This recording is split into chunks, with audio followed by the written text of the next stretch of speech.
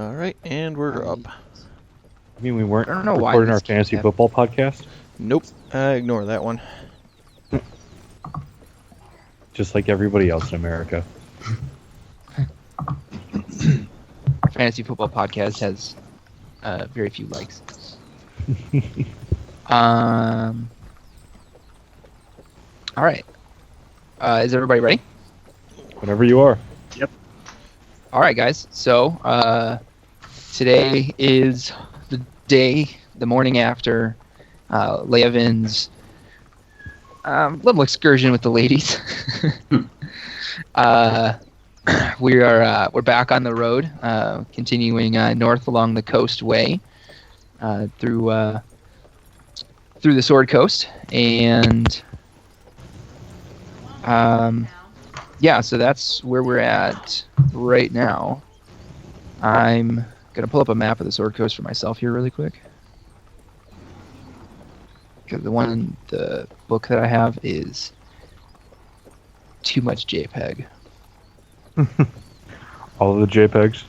Such JPEG. All right. In the meantime, is there any way that I can fast forward through the last couple of days for training my Pokemon? Yes. Yep. First one is going to do the second level Bard spell, Heat Metal. Heat Metal. Okay. And then just so I'm aware, am I trying to roll high or low on this? High. And don't answer 36. So that's not going to be enough. The DC for a Bard spell is going to be a lot lower, but 36 is it's pretty low. Okay. Then I would do third level spell, Stinking Cloud as well. Okay. And that's a Bard spell as well. Uh-huh. That's going to be an 88. Okay. So the Mockingbird now knows Stinking Cloud and can use that once per day. And that does not replace Gust of Wind, right? Correct. It can know up to 4 spells at once.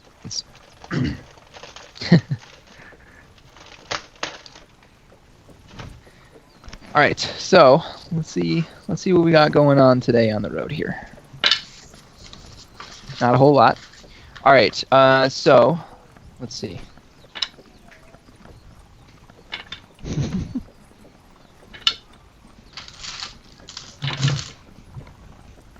All right, so about a week goes by without incident on the road. 5 days have gone by in case Tyrannus, you were trying to keep teaching the Mockingbird anything. Can I get another chance at Heat Metal? Sure. 50 even. 50 even. Mm-hmm. And that was a second level spell, you said? Yes. All right, that'll do it. Sweet deal. I've got plans for that one. Okay, so at this point, Hagrid, you notice that a member of the caravan, one of the travelers, it's not one of the merchants or anything like that. You know, they came on back when you guys passed through Dragonspear a few days ago, back on the road. But you notice that he's really, really taken a liking to your shield. He's approached you numerous times to buy it, but he's only offering about 500 gold to you. But he's so, like, over the next couple days, he is persistent. He like every day, every morning, every meal, he's coming up to you. He's like, "Hey, Hagrid, how about that 500 gold? You look like you could use it, you know. What do you say?"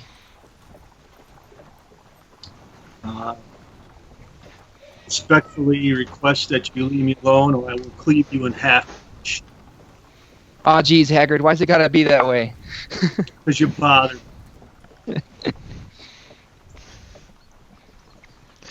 As this traveler is diddling his fingers across the face of Hagrid's shield.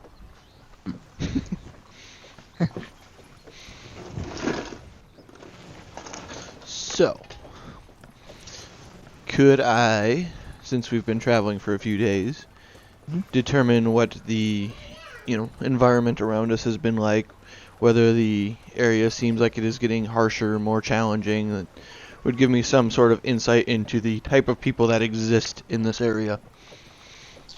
Sure. So go ahead and roll a survival check. Chub Chubs, take your cookie. Or not. Alrighty. How about a 22? 22. Okay. So you guys, as I said, are in between Dragonspear and Daggerford. Along the tradeway, the coastway, the tradeway, they intertwine at Dragonspear and continue forward. It's getting less warm outside. It's becoming more of like sort of like autumn. It's not always sunny. And the fields aren't pristinely green anymore.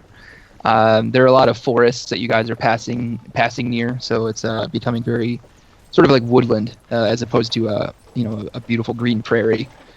Next question is how is our surveillance of the Cult of the Dragon Queen's carts going? Like, are we noticing anything super out of the ordinary, or are they just kind of still protecting what's in their stash? They're still keeping to themselves. They're being careful not to hang out together. Like, they're not parking all of their wagons together at night or in the stables and things like that. And they're also still no longer allowing passengers onto their wagons. They're being just very self-sufficient and solitary, their wagons. I'm going to head up to Crispin. All right. And kind of slyly, I'm just sitting there and saying, like, hey, those dragon carts over there, they look a little strange to you? Well, I haven't really paid much attention to them. I guess I could take a glance. Would that be perception? 18 plus 7 would be 25 if it's perception. Okay, and what are you looking for again? Sorry. I'm just checking out those carts. I haven't really taken a glance at them because I didn't really know that they were, eyeing them. So now I'm kind of really eyeing the carts for the first time. Yeah, I think there's a lot of really awesome shit in there, because last week, some outsiders just bombed the shit out of one of their carts. I do remember that. That was quite the ordeal. Yeah. Shit everywhere. Crispin, can you also roll a stealth check just to see if anyone notices you checking out the wagons? That's a 10, but I get a 10 bonus, so 20. Okay, so you've taken care over the after this conversation with Tyrannus, over the next day or so, you've taken care to sort of, because you're just a caravan guard, you're not a bodyguard. You're able to sort of move around the caravan as you want to, and sort of spend time with different NPCs and see kind of what everyone's up to, and just kind of gathering people's life stories. But really, while you've been doing this, is you've been trying to check out the cultists' wagons, the wagons of the people who you've seen being very cold towards other travelers and things like that. And really, all you've been able to gather by looking into the wagons and things like that, in the short glances that you feel safe in stealing, is the crates in there. They're not marked. They're not really. There's really nothing special to them to really set them aside from any of the crates you see in anyone else's wagons. They've got straw sticking out here and there, as though there's straw padding in there to protect precious equipment. But that's no different than what was it, Salzbog the Hoper, the guy who gave you that money. He also carries precious items and fragile things in crates that he packs with straw. So really, there's nothing to set them aside from anyone else's. Okay. Yeah. Nothing too peculiar besides their attitude. That's the only thing off. Yeah, but the way I've seen it, the only people who act that way are drug cartels. And, general assholes. And I doubt these guys are just general assholes. What kind of drugs do you think they got? I don't know, but I want to try it. Crispin's kind of interested in the drug angle this is going. Mm-hmm. There are drugs. Yeah. Yeah, look, the next time that we all stop, Try to see if you can investigate what kind of drugs they got. See if we can sneak some away and sell them for. Oh yes, I know the lingo, and I know all the code words.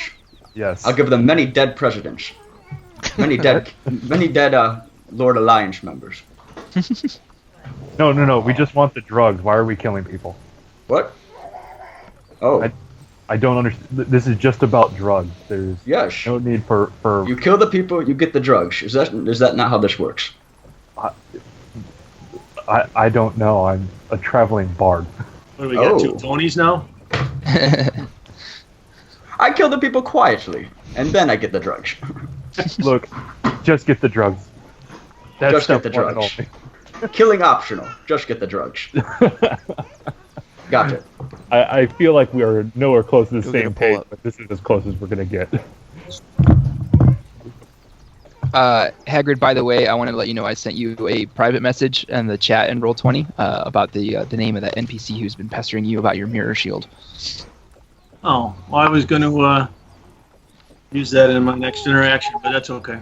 Oh, okay. Well, you can still do that since no one else knows his name. I assume I still have scared him away.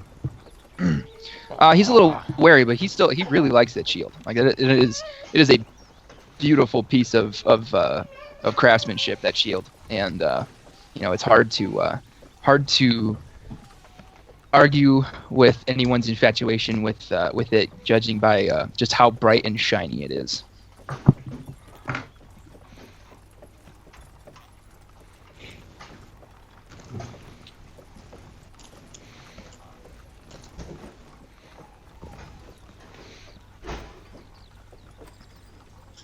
Can we also spend some time teaching Tony how to read?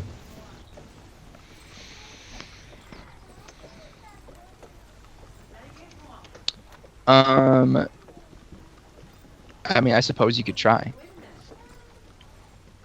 Nah, screw it. All right. I'm going up against a lost cause. Oh gosh, sorry guys, I had you on the wrong page this whole time. All right, but we are moving into this evening now, though.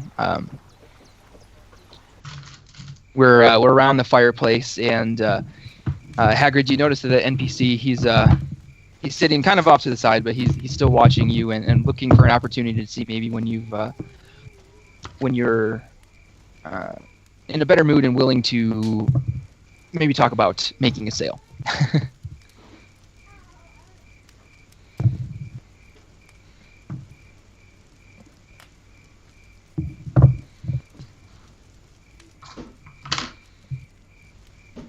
So I assume we can join everyone around the fire?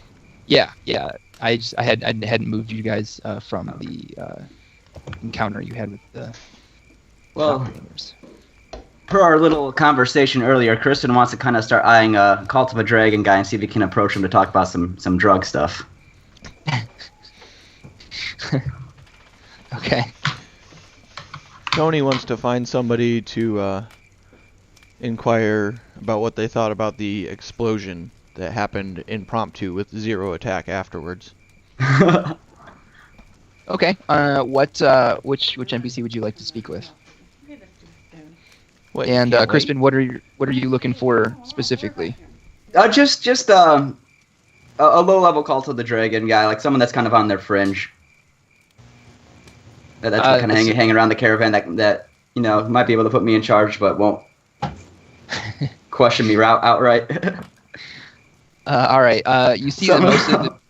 Go ahead and make a perception check for me. Right on. Who looks like the biggest sad sack out there? Pretty much.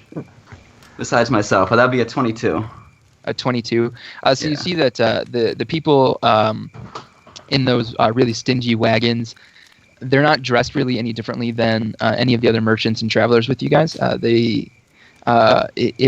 If what Tyrannus has said to you is true, and that they are in fact cultists, they don't appear to be anything special.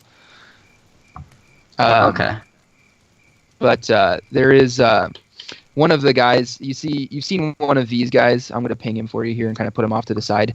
You've seen that guy next to the one cart pretty much the entire time you've been with this caravan. Okay. And he tends not to hang out with the people in his wagon. He tends to just kind of hang out near the wagon. Right on. I'd like to go up to him then whenever we get a chance. Okay. Let's put that on hold for just a minute while Tony tells me which NPC he wants to talk to about the explosion. Continue with what you're doing. Life is vacuuming. Okay. All right. So Crispin.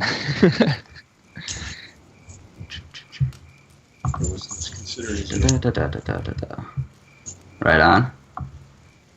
So I go up to that guy and I'm like, hey, you got any of that skill root? Some traveler's dust? A little bit of that sticky icky?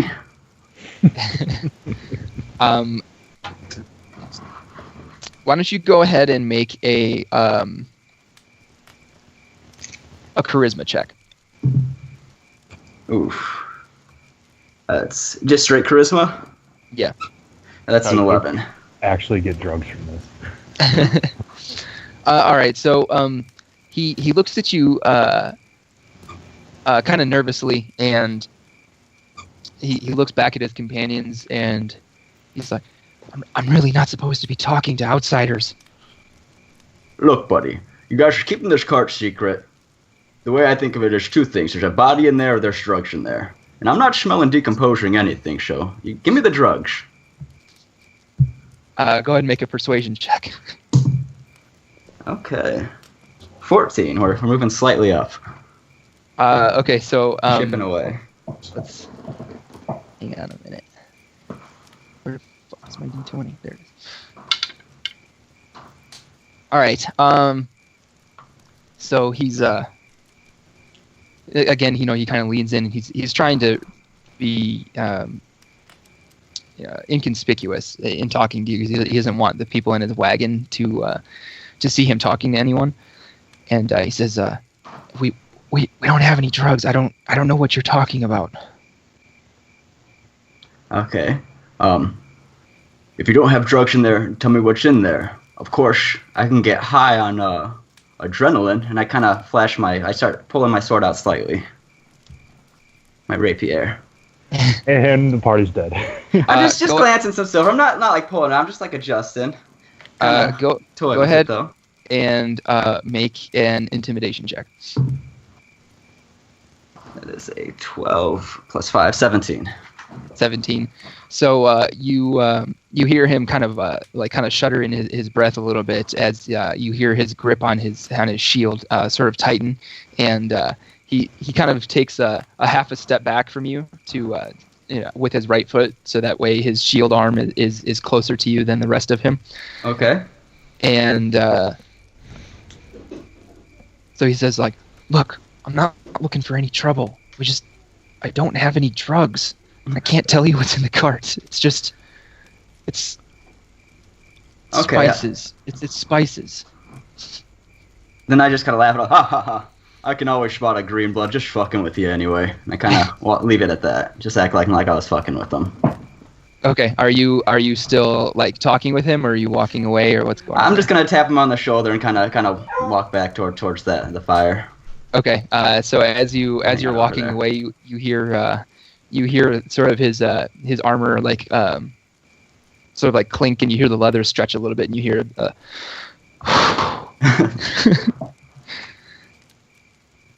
right. I perceive if the half-orc rogue made him pee his pants a little bit. You don't need to make a roll for this one. He was close.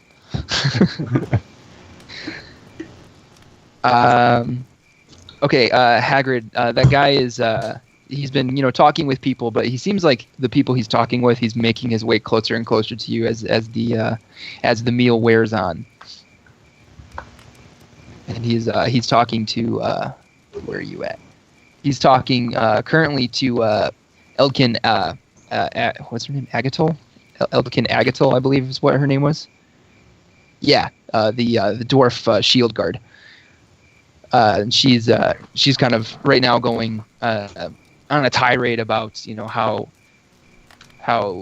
people nowadays, they don't know how to hire real guards, and how no one in this caravan has more experience than she does, and how he should really just kind of be careful who he's talking to, because there's been some weird things in this caravan, things that she hasn't seen before that make her really uneasy. Is she still going after that doll spot? No, that was a few days ago. That has since ended. Her blade gleams almost as brightly as Hagrid's shield does at this point. That'd even be brighter if we got drugs.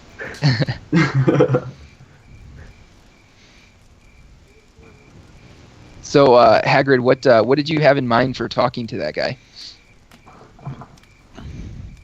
Well, since he seems to not want to leave me alone, I guess I would try to find out why he was so interested in it.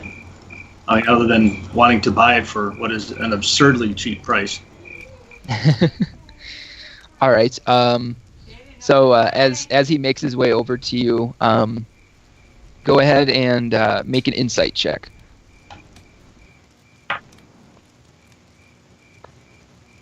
A 15. Okay.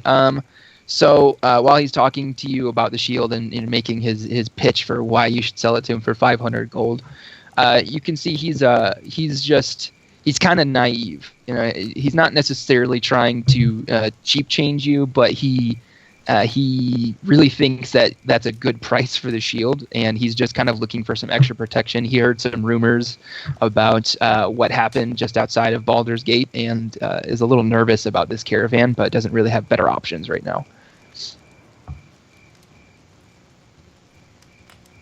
Okay.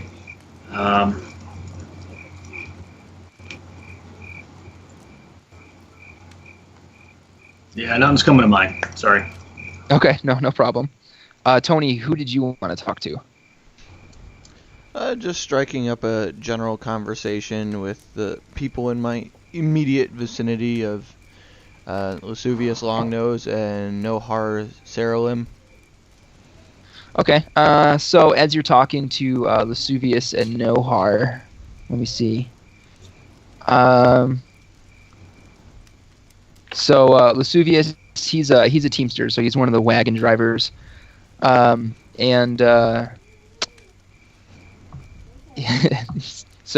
through talking with them and all that stuff, you found out that Lusuvius, his nose is respectfully large even for a halfling. Longnose was hung on him for a different reason. He's very curious about everything, including other people's business and especially other people's embarrassing secrets. He doesn't poke his nose where it's not wanted in search of blackmail material.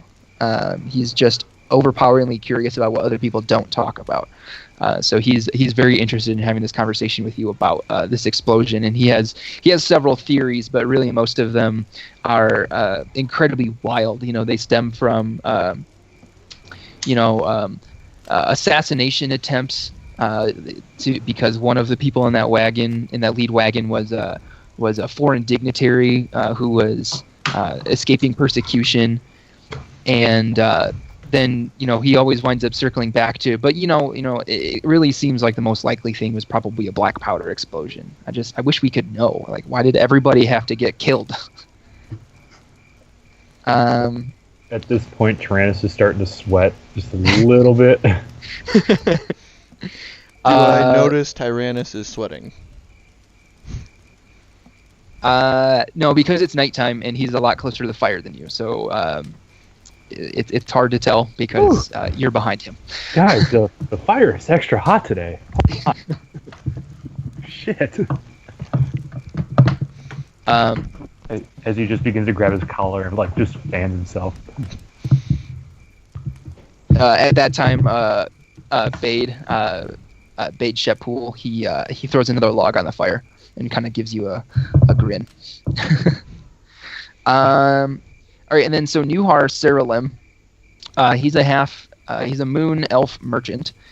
Him and his brother Selvik are together on this journey. Selvik there? Did I not do Selvik? Anyway, him and his brother Selvik are hauling exquisite wooden carvings made by the elves of Cormyr.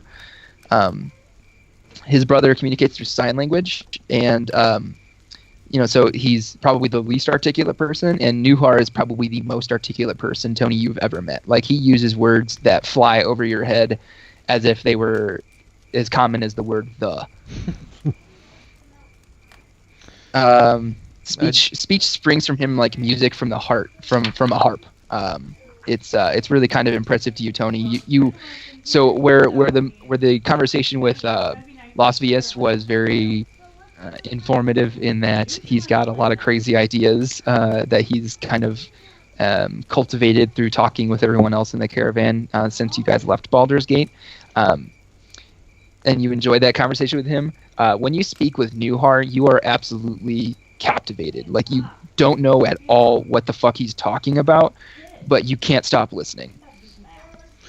I just kind of look at him and go, was that even common?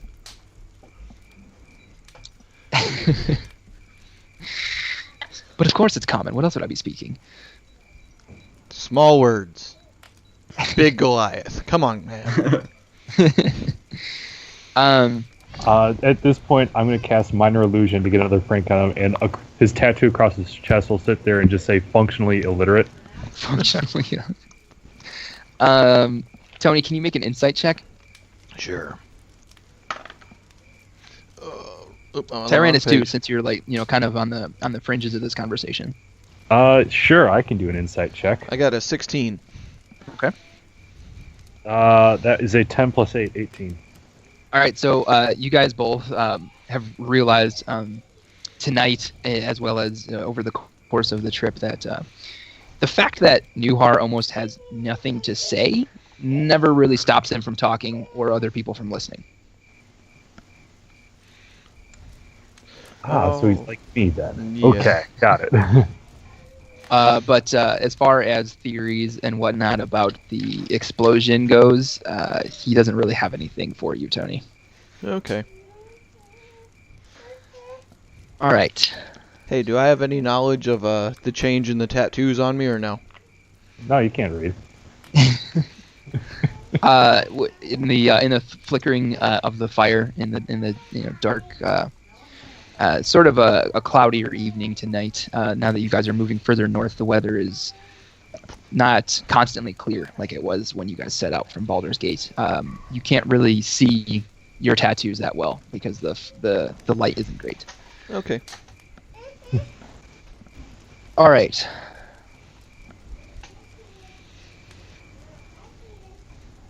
So the next morning. Hagrid, can you make a perception check for me? 10. So the next morning, Hagrid, as you wake up, you start packing up your bedroll and attach it to your pack. You go to reach for your items to put your shield on and put your sword in its scabbard back on your belt for the day's journey. You notice that your shield is actually not where it usually is. Uh-oh. Why the fuck do you do this to me? Uh-oh. And it starts slinking away. I was like, I had nothing to do with it. Alright, I go looking for my shield after checking to see if everything else I was supposed to have is still with me. Okay, you do have everything else. It seems like it's just the shield that's missing. Where's Toby? You find Toby chatting with a couple of the other travelers over some pine needle tea as they're walking alongside one of the carts, and so he's just there talking with some of the travelers. Does he see me approaching? He does not. Alright. I grab him by the hair. And I ask him to give me back my shield. If he knows where it is, it would be in his best interest.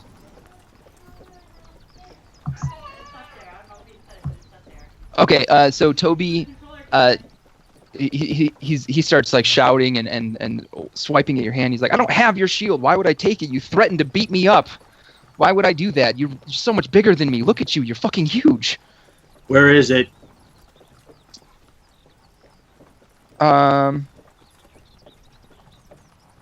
look around. Do I see it anywhere? You see one of actually go ahead and make a perception check. He's wearing it as a necklace. No, not this time. 7. Do I hit him yet? You see someone. So you're walking next to one of the wagons, and you see someone has kind of broken off from the conversation and kind of dipped around the back of the wagon. Dragging Toby by his hair with me around the back of the wagon. Okay, so you see someone who is kind of walking next to some people who are having a conversation. They're not included in the conversation at all. They're just trying to look like they're not doing anything. I notice any of them have my shield. You don't notice anyone carrying your shield openly. No. I walk up to them and I ask them if they have seen my shield. It would be in their best interest to tell me where it is also. All right. Go ahead and make an intimidation check. Wow. I must not have my pants on because that's only a 5. I don't know. I feel like that'd be more very intimidating. Go ahead and roll again. Roll with advantage because you are currently carrying a Toby and you're also a Goliath. 13. Okay. So the people who are having the conversation, you notice them stop and they both kind of stare at you wide-eyed and shake their head very, very sharply side to side. The person to their right, who's closest to you, who you saw, you think might be the person who squeaked around the back of the wagon cart, kind of lets out a little, and then just shakes their head no really quick, like they tried not to make that noise.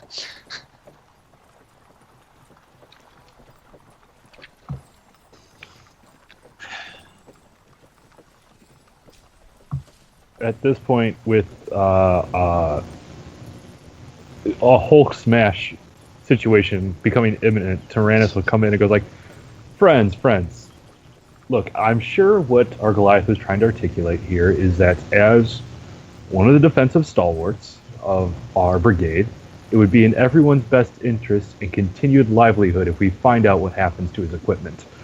Do you happen to know anything that can lead us in the right direction so we only smash in the right skulls instead of everyone's skulls? All right. At this point, casting Minor Illusion to make writing appear on the chest plate of Hagrid that just says "bad motherfucker." Okay. I'm going to have you make 2 checks here. Both of them are going to be with advantage. The first one is going to be a deception check. This is not about you lying necessarily. This is about you being a good liar and being able to notice when someone is lying. Wouldn't that be insight then? No, because they're not saying anything. So you're just you're detecting a person essentially trying to use deception. I don't know. I'm arguing against this because it's helping me out. That was a 16 plus 11, so 27. Okay, so the person who you heard let out a pitiful puppy yelp, you can tell that they are definitely hiding something. And then go ahead and make a persuasion check. This is the second one. This is also with advantage. Okay, that's another plus 11. So that's 17 and 11. So 17 plus 11 is a 28. Okay, so the person... Yeah. Am I aware of the ruckus going on at the back of the caravans?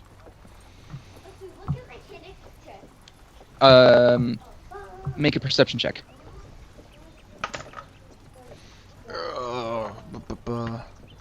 With advantage. Okay, that changes this then. Not a whole lot. Perception, you said? Yeah. I got an 11. No. I Okay. got a 7. Is it a 7 or an 11? 7. 7. Okay. 21.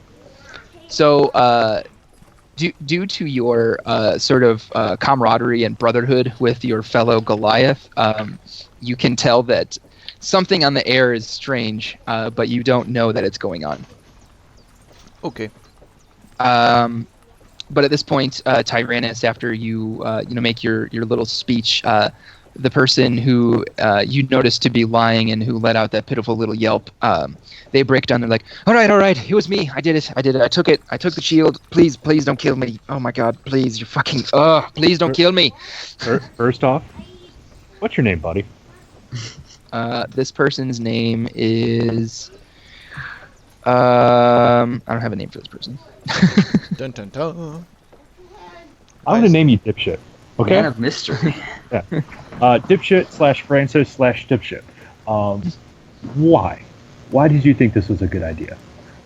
Well, I noticed Toby asking about the shield, and I thought that, with him keeping Hagrid occupied last night, it would be a perfect opportunity for me to take it and not have to worry about Hagrid, finding out that it was me. I figured he'd just kill Tony and be done with it. You do realize that he is a paladin, right? These guys don't just sit there and they go eye for an eye. No, they raise the entire fucking planet to the ground if you go against them. So let me ask you again, why did you think this was a good idea? I don't know. So here's what I'm going to do for you, okay? I am going to make sure that you end up alive at the end of this. But before I do, you're going to tell my friend here exactly where his shield is. Can you do that for me? He goes, I'll do you one better, Hagrid. If you promise not to hit me, I'll go grab it right now. No. You stay here. He goes and gets it.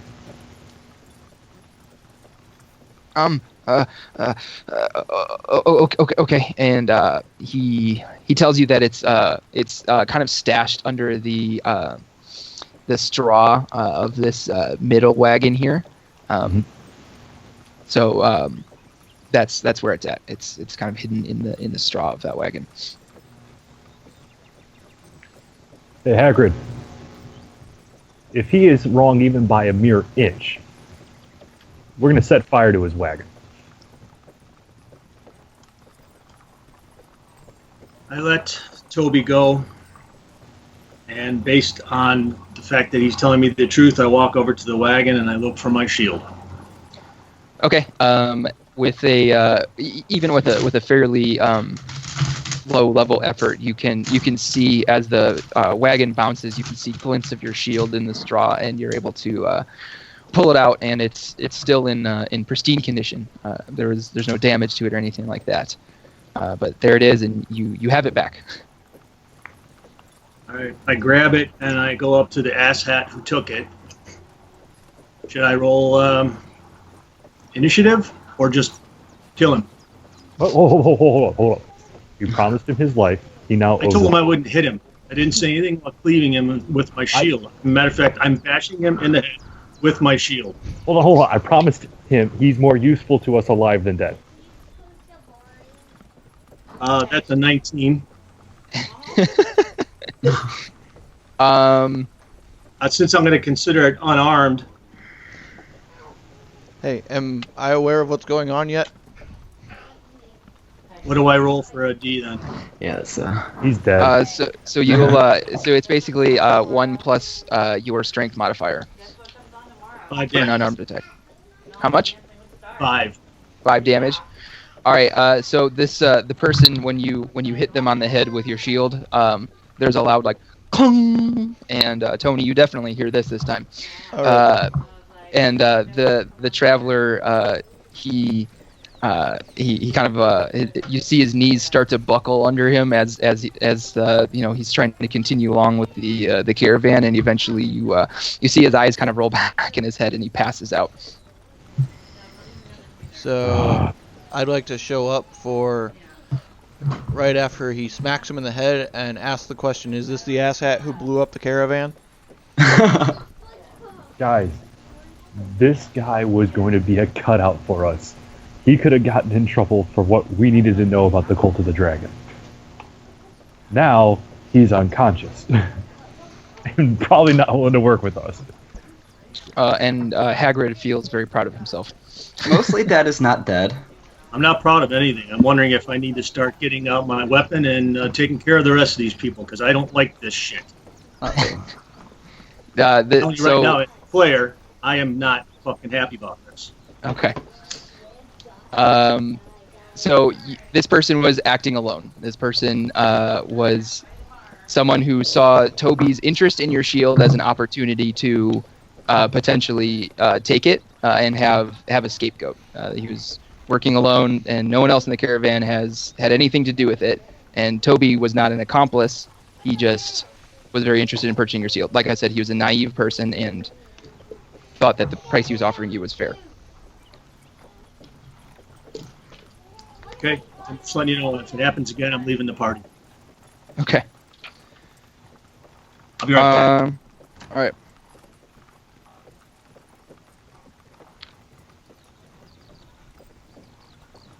Okay.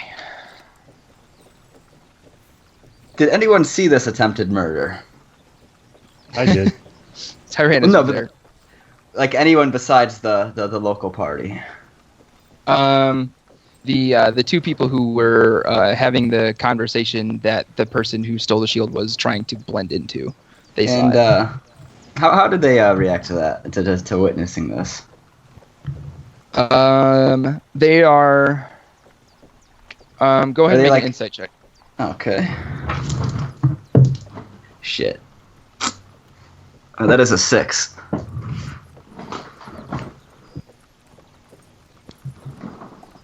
Six. So they look like they are sort of afraid or nervous, but you're not sure who it's of. Okay, but it doesn't look like they're gonna go run and grab some people. No, I mean you guys are the guards. Like that was Right, a guard okay, fair taking enough, care yeah. of business. Oh, okay. As the judge and jury of this, I declare justice served. This impromptu court is adjourned.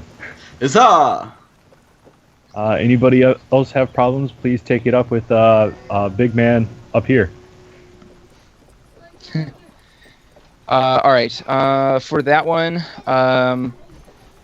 Tyrannus and Hagrid, you guys are going to get 300 experience points. Mm-hmm. Everett still isn't back. I know. He's gonna need some time to cool down from that one. Well, yeah. All right, I've Does got he have it. his phone with him? No. Okay. Alrighty. Well. Let us know when he's done with his murder shakes.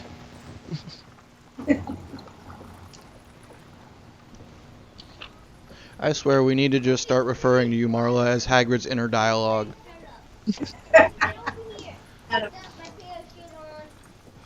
Gotta keep the game going, right? That's true. At this point, I head back up to Crispin. Crispin is like, Crispin, did you get the drugs? You didn't seem to have any. Are you sure about your lead? That's what they always say. I don't know, man. I know drug dealers, man. I think I would have gotten them. Okay, so what they're saying here is that they've got stuff they don't want us to see, and it's not drugs. So what's worse than drugs? Super drugs? Now you're onto something. I don't know. What makes you think they had drugs?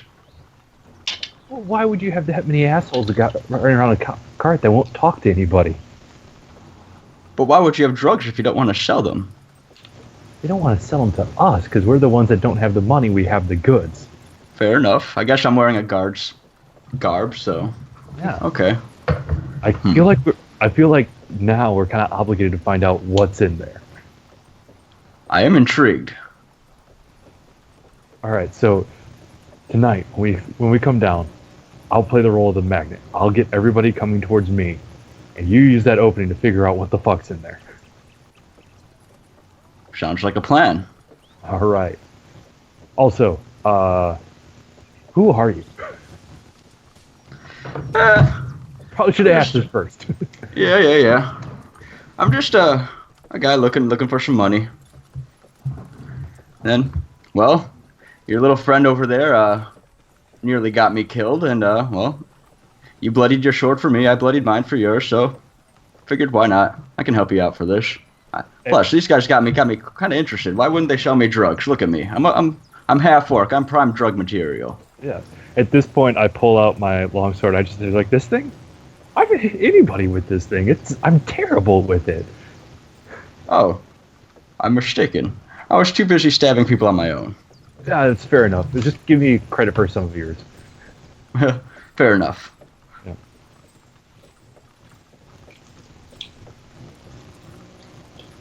And then, all right. Yeah. So, how about yourself? What brings you onto this caravan? Oh, well, it's do a little bit of this, a little bit of that, a whole lot of barding. But I originally came down here hunting down a contract. There's a half dragon that I was sent to kill, and the rest of these assholes got to it before I did. So they owed me a job. Ah, nice, nice. You know, turns out I unintentionally keep on sending us into even more danger. That tends to happen. I mean, but you guys handled a freaking dragon. I mean, or half dragon at least. That's worth something. I mean, yeah, but we had trouble with just, 4 guys sitting alone, drinking a beer. So maybe we shouldn't call ourselves heroes or even strong just yet. Fair enough. I wasn't about to get that far. Huh. Maybe competent. Sporadically competent. I think we've deserved that. Fair enough. So, how about a song? Oh, I'm not one of those kind of bards. I'm kind of more of the inspire you through quote. The worthless kind. Gotcha. Yes. His Yeah, favorite the quote is it's $5 to touch it, $10 to watch me touch it, $15 to let you touch it. First off, if you think my prices are that low, you are shocked. Damn it, I was going to say, we might be in business.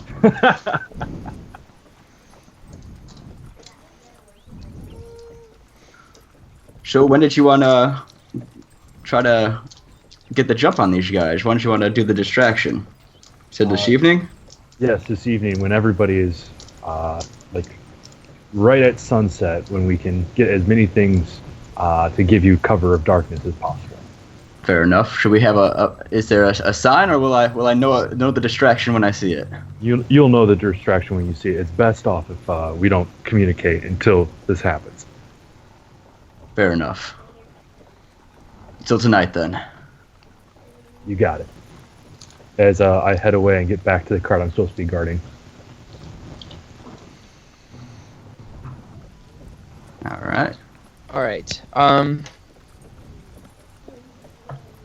Is Hagrid back yet? Oh no.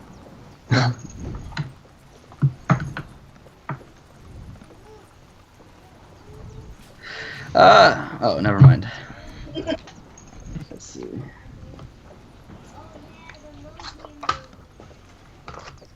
All right. Well, okay. So at this point, I've been checking, and you guys make it the next several days without any incident. There's the tradeway is a very well traveled path, so there being like ambushes and things like that is fairly uncommon on the tradeway. And so then you guys make it to the town of Daggerford, which is it's gonna be the last day-long rest that you guys take. So you guys, the party spends the day in Daggerford while the horses get the full day's rest, and people leave the caravan, join the caravan, and stuff like that. It's really kind of the same thing that's happened several times along the route. By now, you guys are pretty used to it, and your jobs with the caravan at least is still to stay with. For those of you who are bodyguards, is to stay with your merchant and make sure that they are safe while you guys are in the town. Although you've not yet been called upon for your services at all while being in a town. And the comings and goings of travelers is pretty common. One thing I will say is that both Toby and the traveler that Hagrid knocked out have taken this opportunity to leave the caravan. This seems logical. At this point, I wish them the best, and watch out for Goliath in the future. Sound advice. You know what? Not just Goliaths. Any taller than average individual, or rocks from very, very high heights, and then like 6 or 7 other random things that just have things that are bigger than them crushing them. All right. Give me just a sec.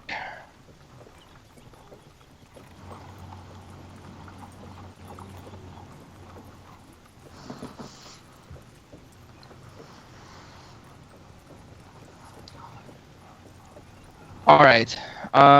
So as you guys leave Daggerford, there's a couple people who you notice that they look a little different, at least, than the people who typically join the caravans in these towns. One of them is he's a male human, and he wears a wool cap to cover his his ears and neck. But why don't you guys make a perception check real quick for me? Ooh. 21. This is my worst skill. 9.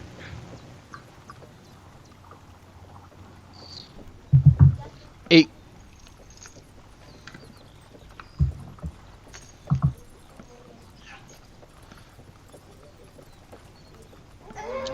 Okay.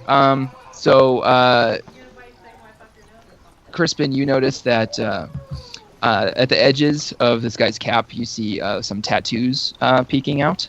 Go ahead and make a history check for me. All right. Ooh. That will be a 5. 5. Okay, so he's got some tattoos on his head. Right on. I dig them. Are they kind of like gangstery or more like hipster riding a fixie bike kind of tattoos? You have no idea. Oh, man. He has actually managed to buy some space aboard one of the cult's wagons. He kind of joins in their sort of recluseness. He doesn't mingle with other travelers, and he doesn't really speak to anyone, even including the cultists, except for one person who is one of the wagon drivers for the cult. The other person is a female gnome who you guys find out her name is Jamna Gleamsilver. Can you say that one more time? Jamna Gleamsilver. It's Jamna.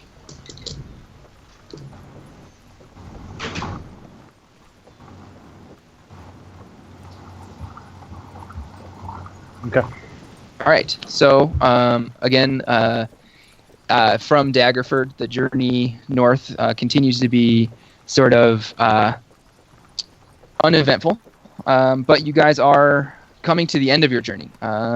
You're only about 120 miles now south of Waterdeep, which, if you guys don't remember, it was about a 750 mile journey. So you guys are just about there. Like I said, Daggerford was the last full stop that you guys will have. All right. Who has proficiency in deception? I do. I have expertise in it as well. Okay. So everyone but Tyrannus make a insight check. Tyrannus, you can make an insight or deception check, your choice. 15.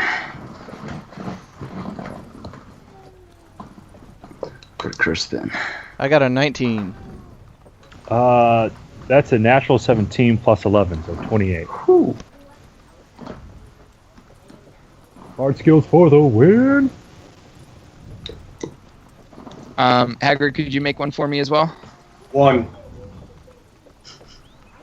Okay, so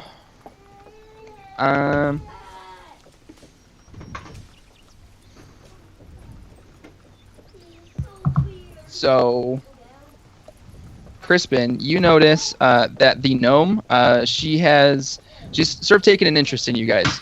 She's been asking you. She's spoken with a couple of you guys, asking innocuous questions, commenting on the weather, and she leaves the impression of being someone who flawlessly takes in every detail about people and her surroundings. Every detail? Every detail. Tony and Tyrannus, you guys both notice that as well, but you also are aware of the fact that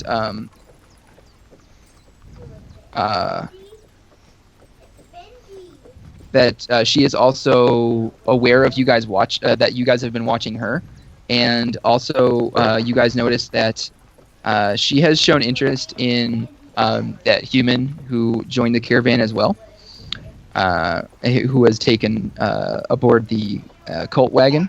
They're not together, but during stops, The gnome, she often sidles up near enough to overhear anything he might say.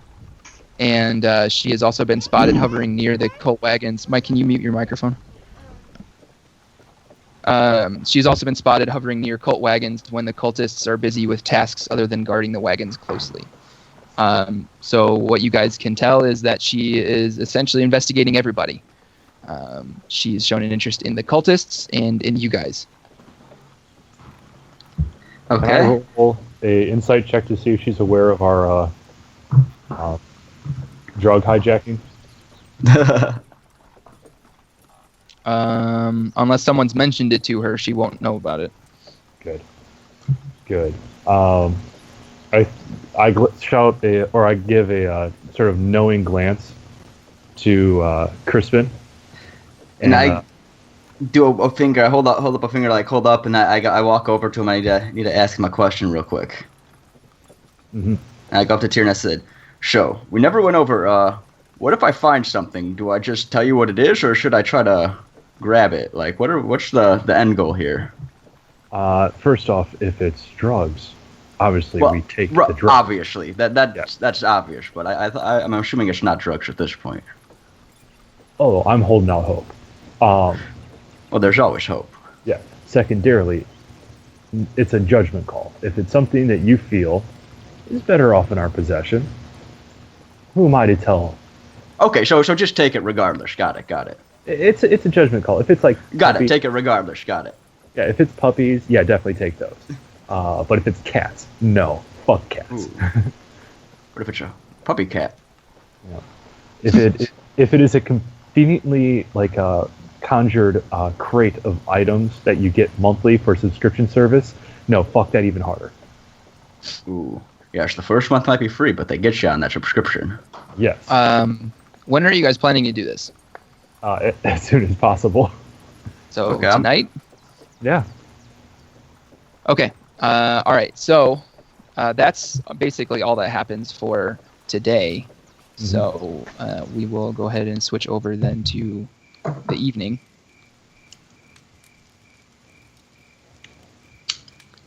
All right. At this point, I'm going to go up to the guards. Let me find out where I'm at. And I'm assuming this is where it is. I'm just going to stand right there. Okay. And I'll sit there. I want to tell the lead guy, it's like, yeah, have you ever heard a little bit about the natural wonders of Daggerford?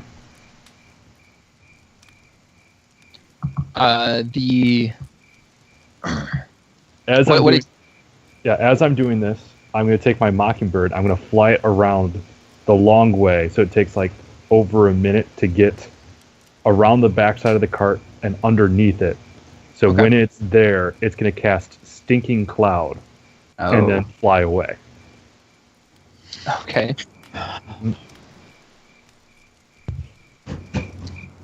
Crispin's going to start slowly making his way around the left over here, going towards the side of the guard that he, assuming it's the same guy from last time that he kind of intimidated before. He's favoring that side, definitely. Mm-hmm.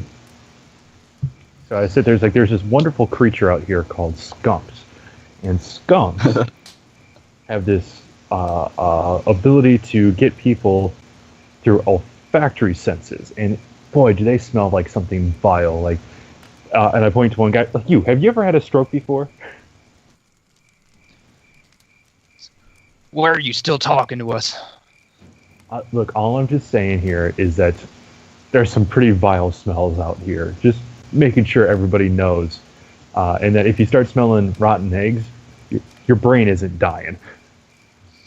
At this point, the yellow cloud of gas from the Mockingbird starts seeping out from underneath the wagon, and the guards notice it first. And because they're guards and they're trying to stay at their post, they you can hear them kind of you see them cover their mouths and start coughing a little bit and trying to.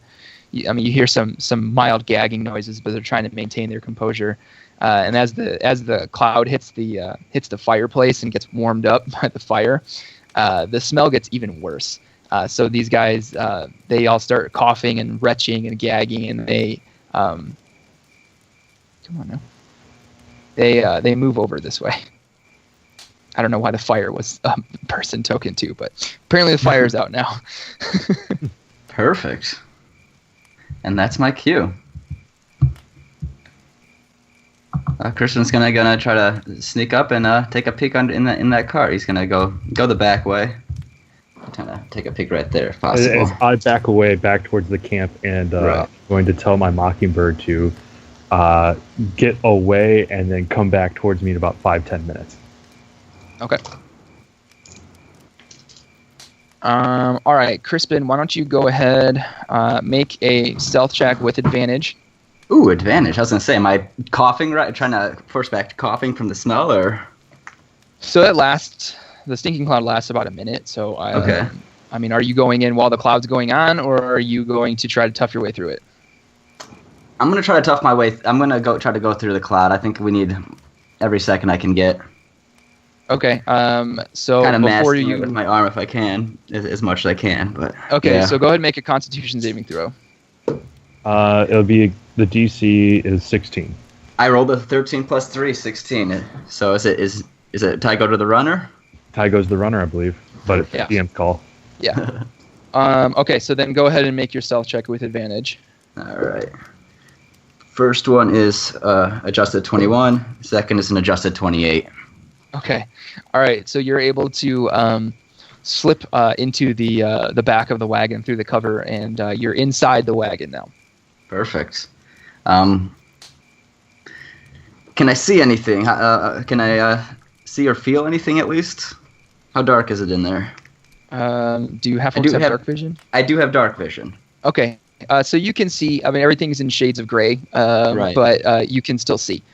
You see several crates, and you also notice that they seem to have padlocks on them that are turned towards the front of the wagon where people can't see it. Okay. Am I able to reach those padlocks? Go ahead and make a strength check to try to just like turn the corner of the crate a bit to get to the padlock. That'll be 11. Okay, so you pull on the corner of the crate, and you hear the wood kind of groan a little bit, but it doesn't move. Okay. It's very heavy. Are there openings in the slats of the wooden crate that I can kind of peek into? Go ahead and make a perception check.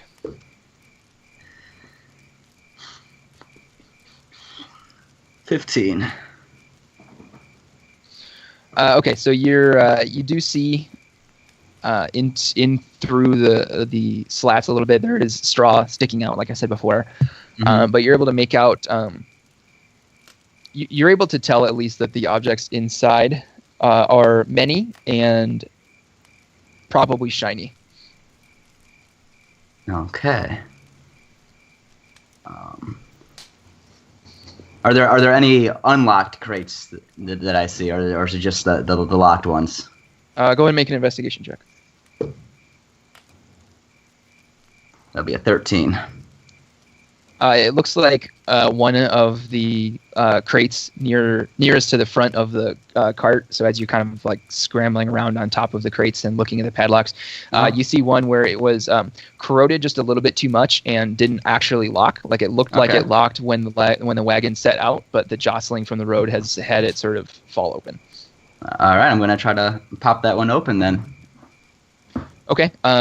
So go ahead and make a stealth check to see if you can open it up quietly. Yep, that's a 22. Okay, so as you open the crate inside, you're able to see there are countless trinkets, essentially. Like they're like golden goblets, jewelry, gemstones, coins, even some like leather scabbards with fine gold leaf accents on them. Okay, can I do a perception check, see if I hear anyone coming back or anything? Yeah, sure, go ahead. That's gonna be a 21. 21. So you can smell that the stinking cloud has dispersed, and you catch a snippet of conversation between the cultists, and you hear one of them say, "Should we check to see if it's clear yet?"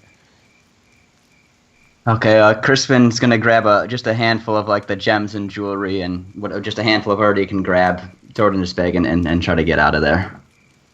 Okay, go ahead and make a sleight of hand check.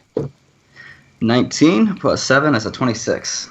Okay, so you're able to grab some gems pretty quietly and stuff them in your sack and place the lid back on top of the crate.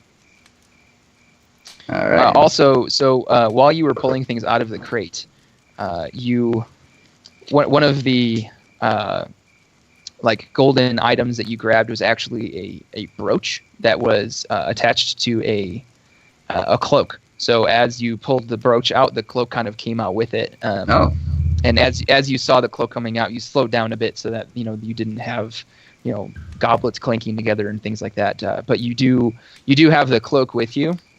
Okay. And I will send you a description in a second of what that is. But so for now, you have sealed the crate. All right. He kind of uses the cloak as a makeshift bag for now, holding all the gems he just grabbed. Okay.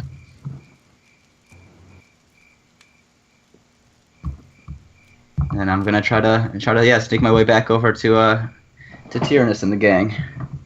Okay, so you are able to do that without any issues. Perfect.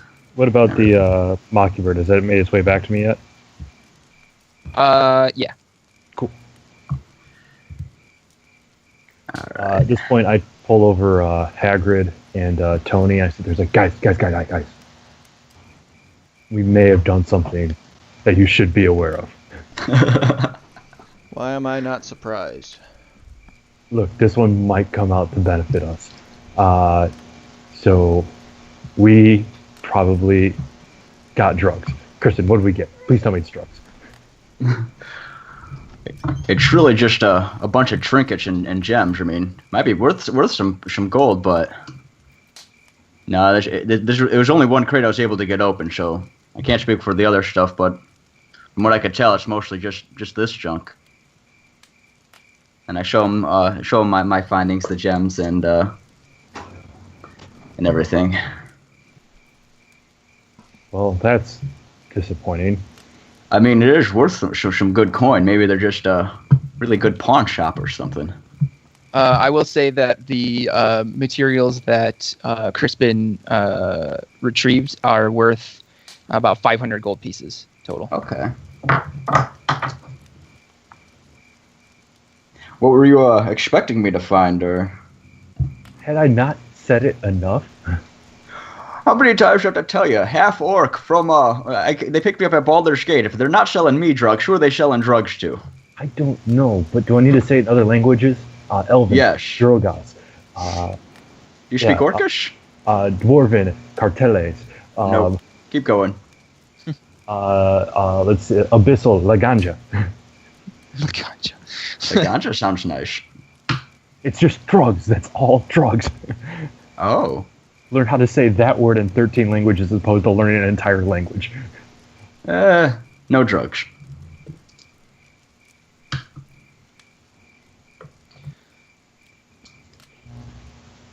All right. Well, I guess this shows what we know is first off, would my character understand dragon lore enough to understand that this might ultimately end up as tribute to a dragon? And you don't even need to make a check for that because you guys learned from that cultist that you captured that they're amassing a hoard of treasure for an offering to. Oh, so they actually know what I'm presenting them. I just don't. I think it's random stuff. Okay, cool. Yeah. Yeah. This is confirmation that this is, I don't know, going into a horde of a dragon queen. Oh, dragon queen. That sounds serious. Oh yeah, we probably should catch him up on stuff. Tony, you want to share with them about the whole team out thing? Yeah, and you're basically caught up. Oh, that Dragon Queen.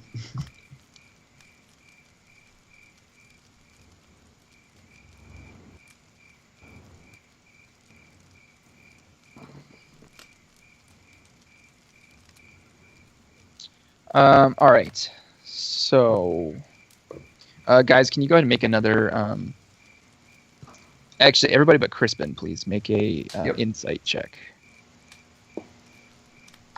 I've been rolling ridiculous today. That is a 19 plus 8, so 27. Okay. Ba-da-bum. Let's go with 5. 5. Okay. Hagrid, how about you? 9. 9. Okay. All right. So the next morning, when you guys are getting ready to set out, you're sitting down for your morning meal. The female gnome, Jamna, as you guys have come to know her since she's been talking to each of you, trying to just, get her name out there, basically. She approaches you guys as you're sitting down. After glancing around to make sure that none of the cultists are watching, she puts her fingers up to her lips, and then grabs Tony's bowl of oatmeal. And after poking through the oatmeal with the blade of her dagger, she lifts it out and shows you an oatmeal smeared object resembling a tiny bead. She glances over her shoulder to where the cultists are sitting at their breakfast, and she says, "It's a sliver of bone, curled into a circle so you can swallow it in a mouthful of gruel without noticing. Once eaten, it slowly uncurls inside you, exposing needle points that pierce your guts and kill you slowly. I suspect they're in all your breakfasts." As she gets up and walks away, she adds, "Let's talk this evening."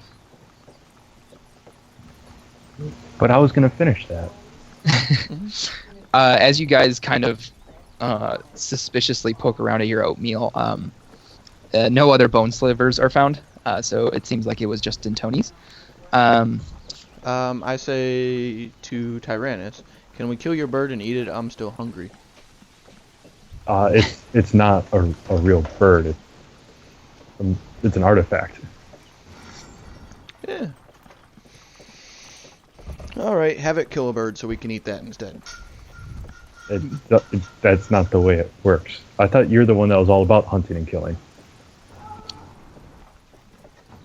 Tony, go ahead and make an investigation check of your oatmeal. 20. So you find a couple small lumps that might be bone slivers, but they might just as easily be oat husks, sawdust, or insect eggs. Stuff that you usually find in your oatmeal.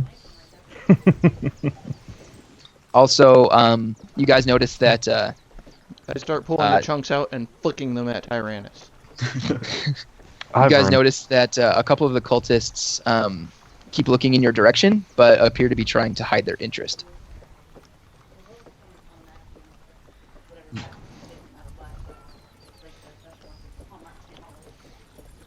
So I would like to stand up at the realization that they keep looking at, us and do the stereotypical, "What? You got a problem with me? You want to fight?"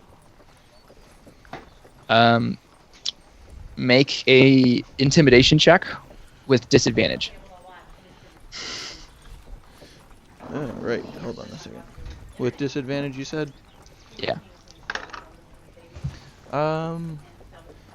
Let's go with a 17. They both look at each other, and the one kind of grabs the other one by the shoulder, and they head off on the other side of their wagon. That's right. All right.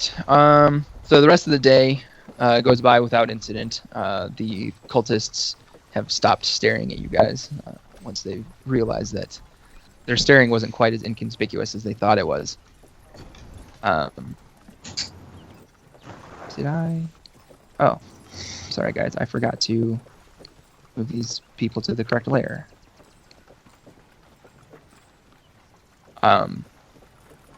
At this point, I would like to take a moment with Tony. And I sat there and said, Tony, I feel like you and I need to come up with a new battle plan right now.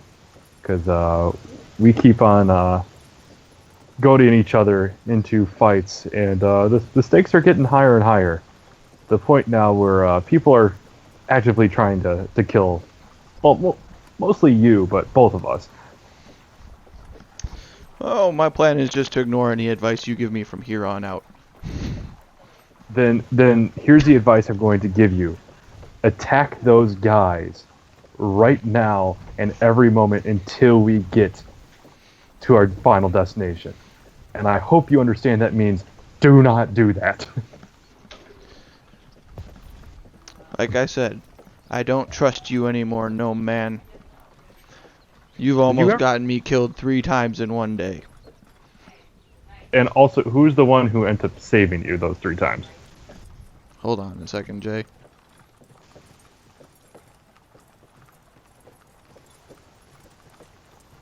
How dare you call somebody by their player name?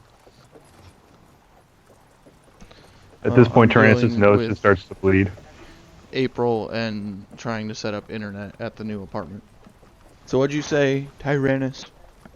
When I just sat there and said, who is the person that also helped you back onto your feet those 3 times you fell? You just did it so you could laugh again when I got knocked back down. I mean, that's called a fringe benefit, but are you standing today? Thanks to Hagrid, yes. He at least came over and helped me.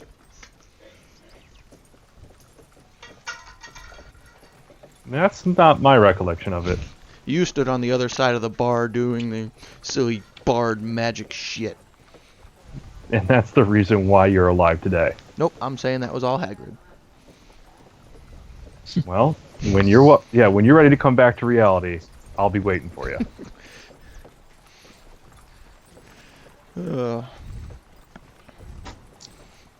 All right. So as the day winds down, you guys are about 4 days out from Waterdeep at this point. When everyone kind of sits around the fire for camp and for camaraderie, as has been commonplace when you guys aren't staying in a town, you see you guys can see Jamna waiting for you off to the side. Before we go over there, I go over to Tyrannus, put my hand on his shoulder and go, "Who hurt you? Who made you this way?" That is due to my reflections on his personality traits throughout the day after our conversation. I just sit there looking quizzically as if I don't understand the question. Because I don't understand the question. I draw in the dirt a stick figure and go, "Where did they touch you?" And I point to the shoulder that he currently has on my hand.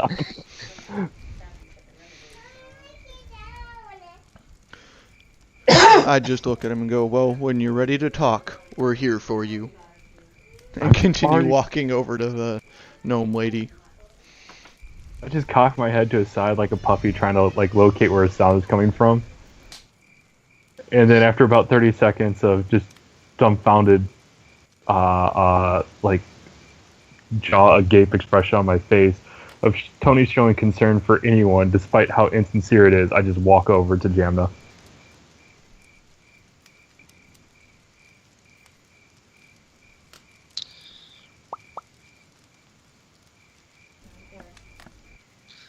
Okay. So as you guys get over to Jamna, she introduces herself. If you guys haven't been introduced to her already, she says, "I'm Jamna Gleamsilver. I'm a bit of a spy. I work with the Black Network, also known as the Zentarum, and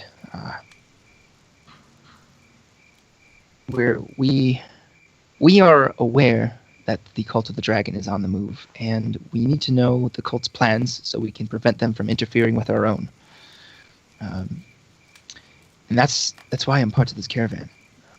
Our spies learned that the cult is moving freight northward, and much like yourselves, I was tasked with finding out what they're hauling and where it's headed.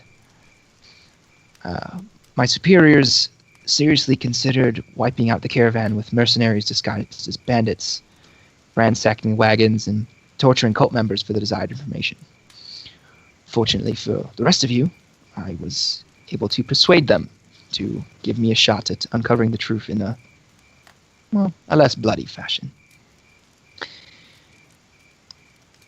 If I haven't come up with something useful by the time we arrive in Waterdeep, I'll have to enact Plan B.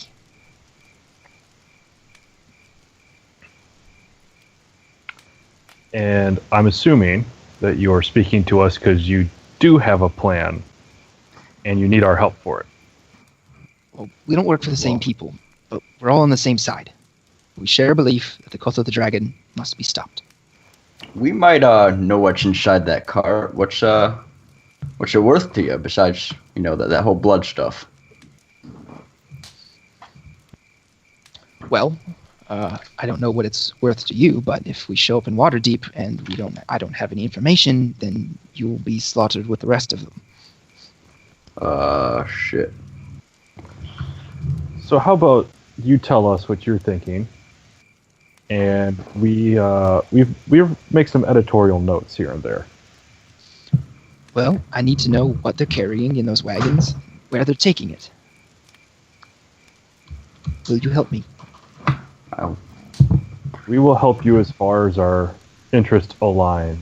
If there ends up being a confliction of morality, if there ends up being a conflict of our personal well-being, understand that our personal well-being will take precedent. Should I show her the goods? No, hold up. Make her agree first.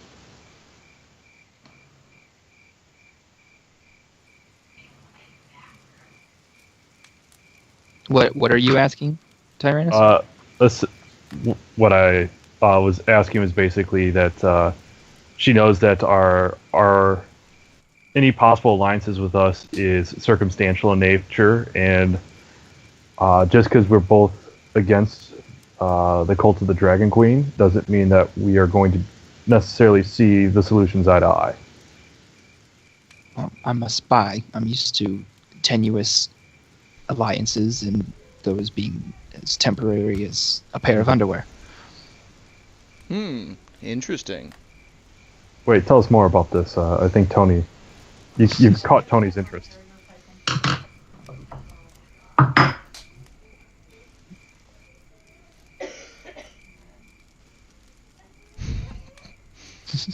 And this is how you know we caught the DM off guard.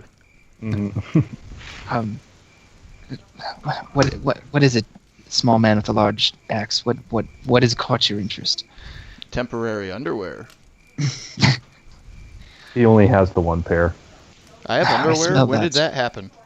Well, it started off the case, and you just kept on running holes through it. So, Why yeah, do you your gnome think- package has been in plain view for the past 3 weeks. Why do you think I am a Goliath and I have a loincloth? You just lift up the flaps and go to town.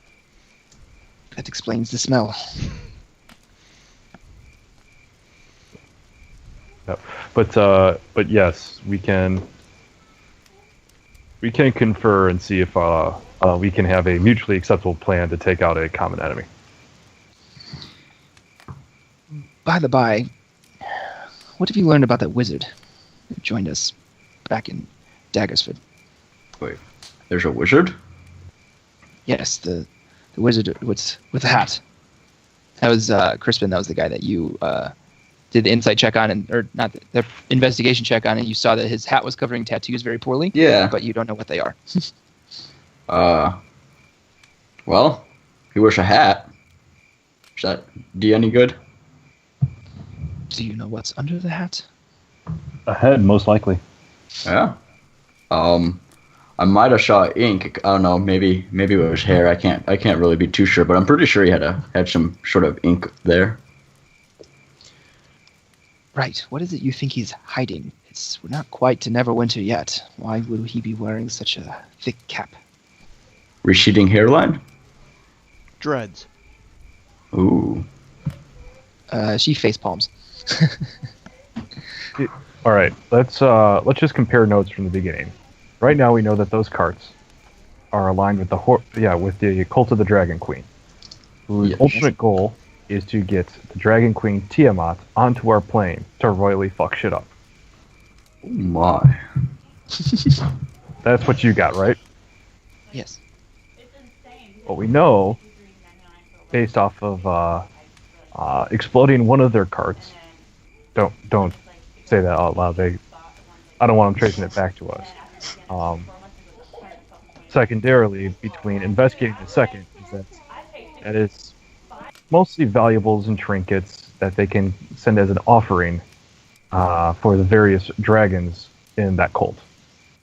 As far as the wizard, I don't really have any useful information for you, but their end game is the same. Bring dragons, fuck up the world. Well, I'll clue you in. The man with the hat, his name is Asbara Joss. He's a red wizard of Thay. Can you happen to give me his business card at all? What's he been known for to help him fuck up the world with? Actually, Tyrannus, why don't you go ahead and make a history check for me? Yes. Can I do a investigation check to find my pen? Sure. That's a 13 on the history check. 10 plus 3. Okay. So you have heard of red wizards before. Red wizards are widely disliked and mistrusted.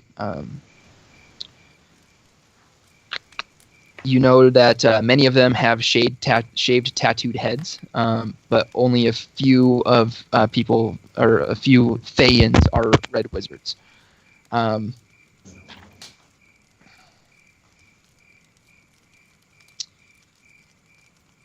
that's basically what there is to know about red wizards. They're not great people. Specifically, does Gemna know what this guy has done?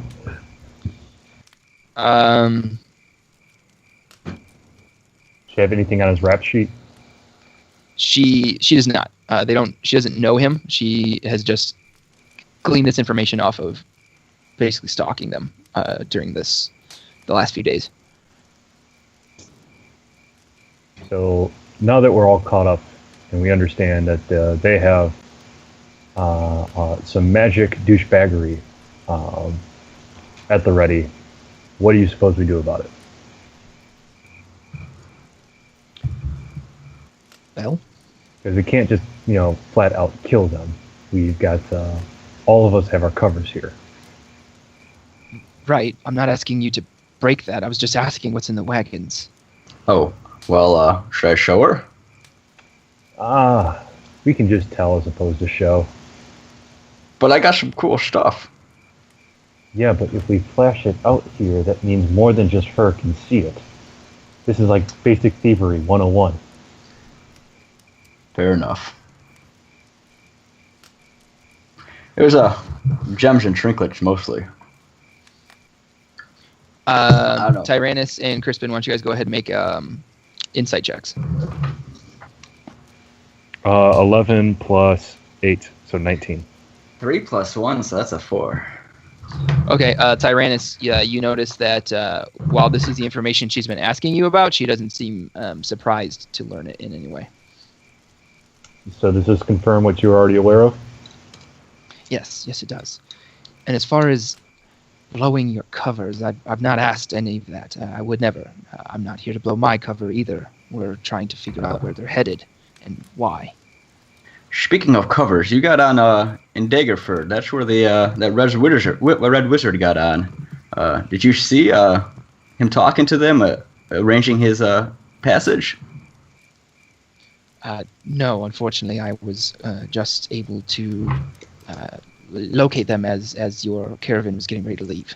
So I spent most of my time in Daggerford trying to get a timeline for when the caravan would arrive and when it would be leaving. Okay. Fair enough.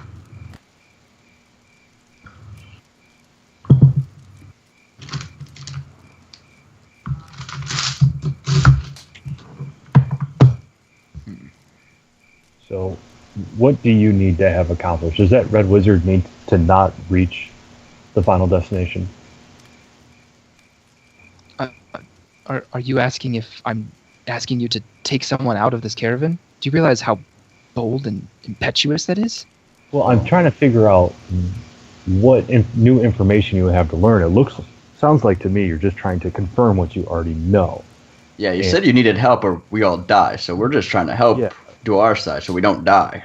Forgive me for being jumpy on this, but when the stakes are my life, the most important thing on the planet to me, I tend to dial back and make sure I know exactly what's going on. Well, you'll have to forgive me for being cagey. This is my life as well that's on the line. Okay, so what does the Zentaro need done to prevent our lives from moving on to the next plane of existence? As I said, I just needed to confirm that information so that I have something to give them in Waterdeep. No, so no murdering? Not at this time. Oh, Tony's going to be so disappointed.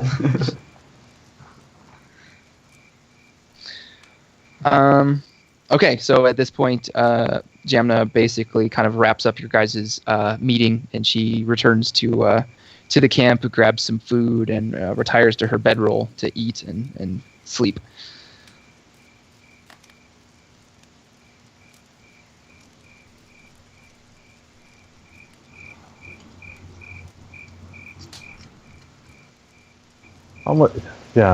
Crispin, do you feel like we need to keep an eye on that?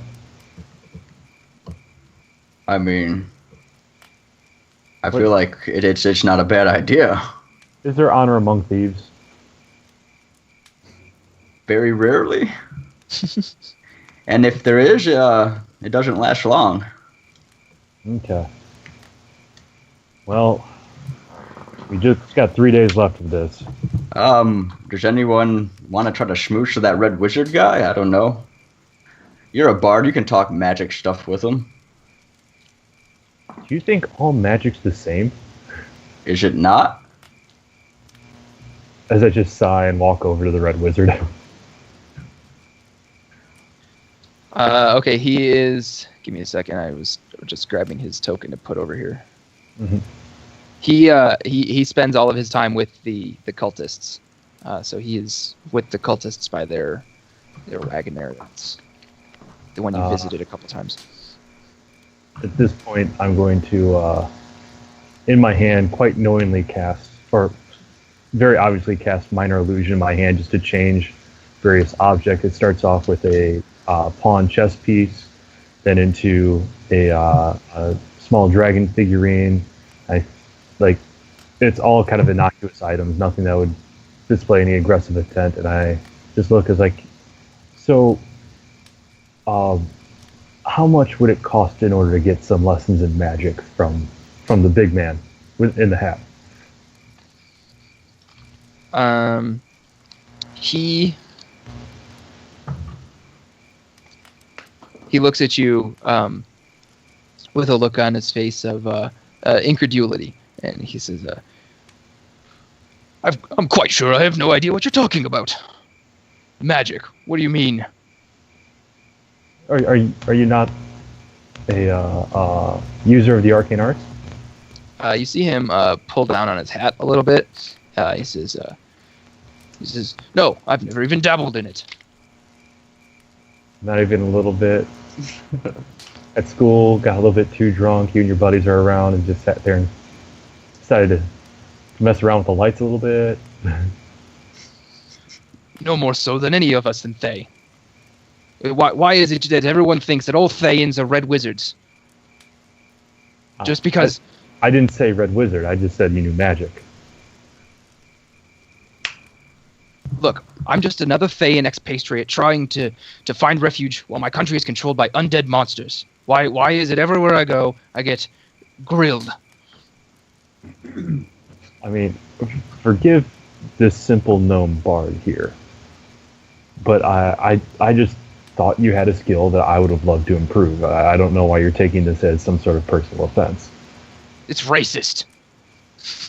It's racist to improve myself. It's racist to assume all Thayans are magic users.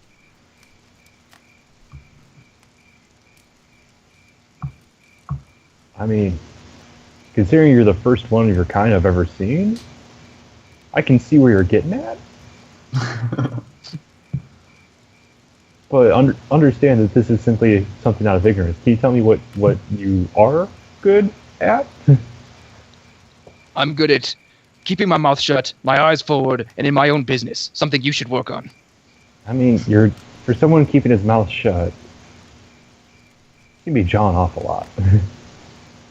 To whom exactly? Me, specifically. Because you suck. I mean, first off, I've got a couple of people in my own party who would be very, very willing to agree with you on that. Well, then perhaps you should return to them. Well, no, because they're going to yell at me too. Well, I've nothing more to say to you. Not even if I say the magic words.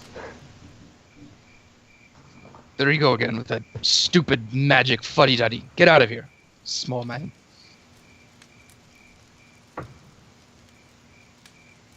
All right, well, you have a good day. I'll come back and, like the wonderful student I will be, I will sit right at your doorstep until you agree to teach me magic.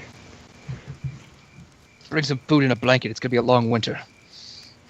Oh, thank you for the friendly advice. I appreciate that as I turn around and head away. Yeah, that failed exception.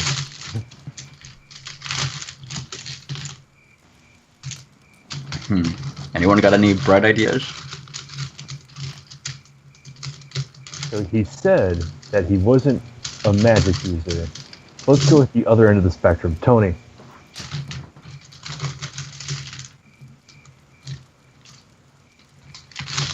Hey, Tony? Yes, little man, what have you to say?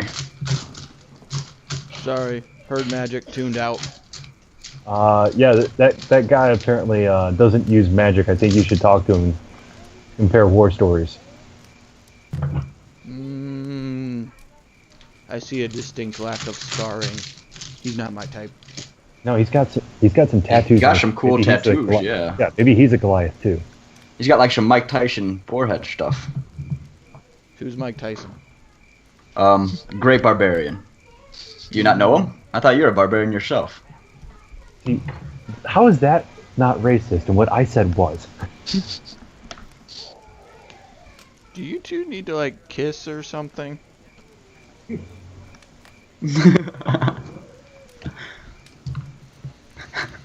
Alright. I'll give it a shot. So I saunter up to the, weird dude. Okay. You, magic user. Why are you here? Another one of you fucking idiots. Obviously, not a magic user. You are too, straightforward.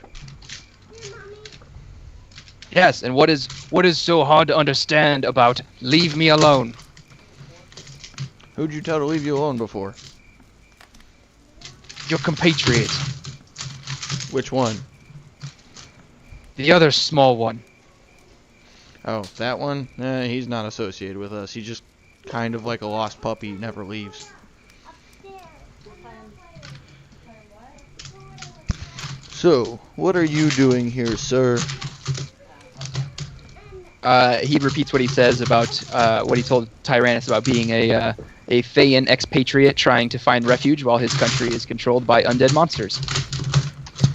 Really? Undead monsters. Can you tell me more?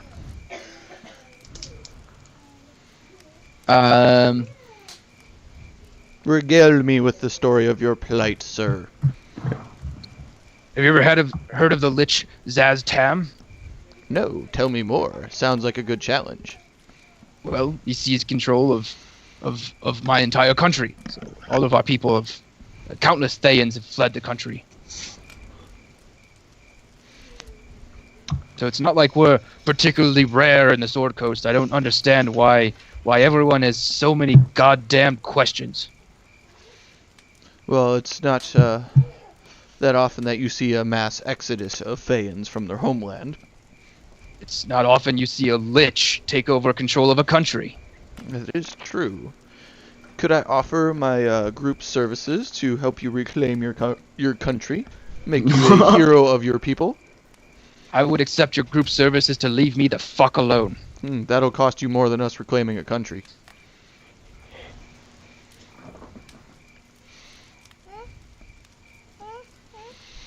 How does that make any sense? Have you no concept of economy? Because I am Tony the Goliath Lowshot Pobar. War is my business. So, it costs more for me to stop talking than it does for me to go to war. You're a Goliath. Yes, sir. Make a persuasion check. Oh, I can do that in 1 second. I forget what my persuasion is off the top of my head. Oh, wrong page. 14. 14. So, look, you're no Goliath, but I'll tell you all one thing. You're an idiot. Leave me alone. I pull the book out. He takes the book and he looks at it. And he thumbs through it, and you see him close it again and make an insight check. Mr. Chubby Chubs. That was a 5. He just hands you the book back. He seems super impressed. Totally believes it. So, more importantly, how'd you get into the front lead caravans here?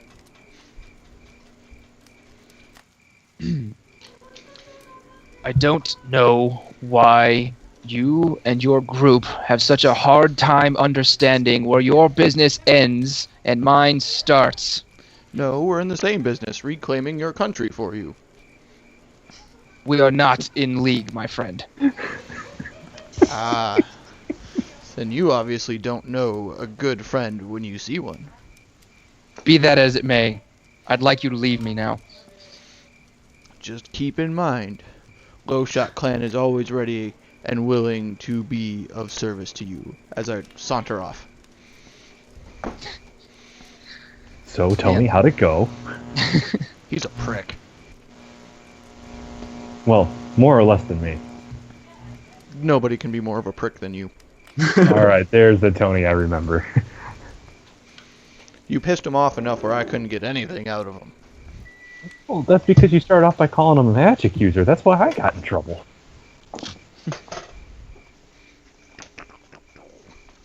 Alright, what's the plan? Let's kidnap him. Well, he gets you mad if you guys go up there and say anything about his Fey races things. What if I go and say, like, hey, how's it going, dwarf? And be completely the opposite way with it. You know... You might be better off offering him alcohol. Yeah, let's... There's okay. other plays in the playbook. Here. Let me clue you into what we talked about. He's fleeing his country. It's been taken over by a lich. His people are basically doomed. So I'd say something along the lines of, hey, you look like you're having a hard time. Would you care for a drink? You'll probably get more leverage that way. Yeah. I don't want to share a drink with him. You said something about maybe killing someone? That sounds more fun. What if you just go up to him and say, hey, nice shoes? What would that do? Can I just ask why you guys are so obsessed with talking to this guy? Because Jamna asked us to find out about him? No, she didn't. She implied it. Surely. Yeah. No, she didn't. Jesus, so we've been wasting the last half hour for no reason. Yes. Because I totally thought this guy was... Like, first off, she said there was a red wizard. It's like, oh, that seems bad. We should probably go investigate. It's like, I'm not a wizard. What the fuck's going on? I'm so lost. So all Jamna wanted to know from you guys is what you knew about what was in the caravan or in the cult's wagons and where it was going. That's it. First, there's drugs and there's no drugs. Then there's a wizard who's not a wizard. Your guys' intel is just terrible. It's almost like I'm making it up as I go along. All right. So anyway, moving on. All right. So about 2 days after you guys have your meeting with Jamna, the camp wakes up to a killing. One of the cultists acting as a wagon guard was murdered overnight. He was stabbed in the back with a sword and left where he fell beneath a cult wagon. Oh. The cultists, Crispin, they swarm you and they accuse you of killing him because you look shifty and you also carry a weapon that matches the wound. Okay. Say, Whoa. Look, guys. If I killed him, the body wouldn't just be lying there. Trust me. That's not really helping your case. That's a great case. Go ahead and make a persuasion check That's it. with disadvantage. I was going to say, my roll matches the case. The first one's a 7 adjusted. Second one's a 17, so 7 with disadvantage. Okay. They drag you over to the wagon where his body was found, and they start pointing at footprints, and they're like, "These are your footprints. It's your footprints, and it matches the blade of your sword matches the wound. It is you. You, sir, are the killer."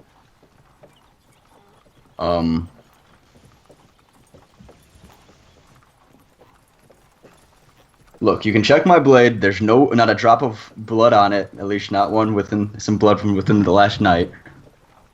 Feel free, take a look. So, gentlemen, we have a paladin with us, who is one of them law-abiding types, who is, tasked with keeping the peace. Why don't we let him do an investigation then? This seems like it'd be a logical thing. I agree with them. Well, of course you would. It's your life on the line. Shh. They don't know that. Hagrid, would you like to try to help Crispin out and investigate the wagon? Sure. All right, go ahead and roll an investigation check.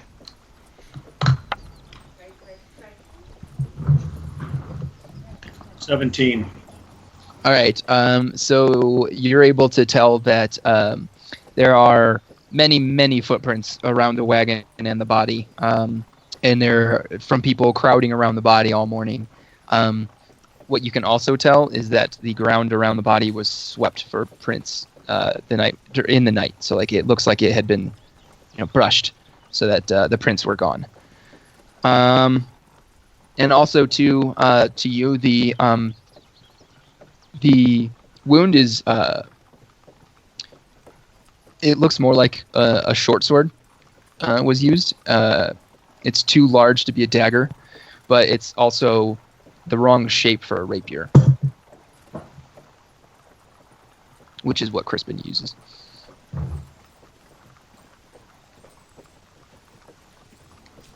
All right, I tell the cultists, I guess, to unhand Crispin, because upon further investigation, and if they would bother checking beyond their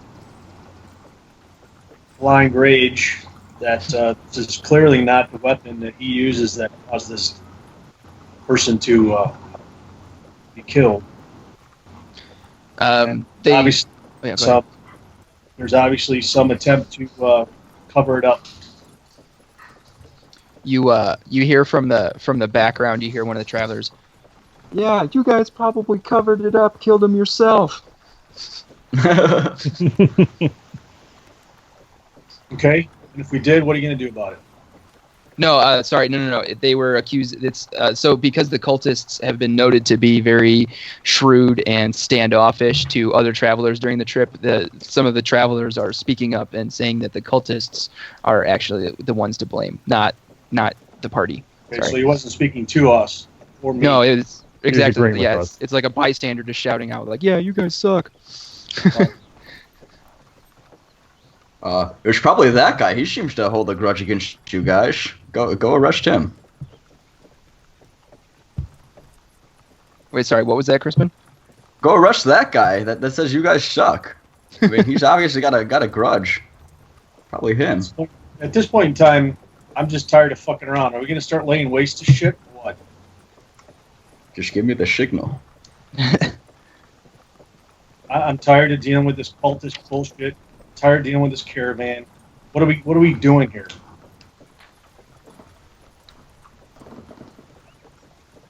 Hang on a sec, guys.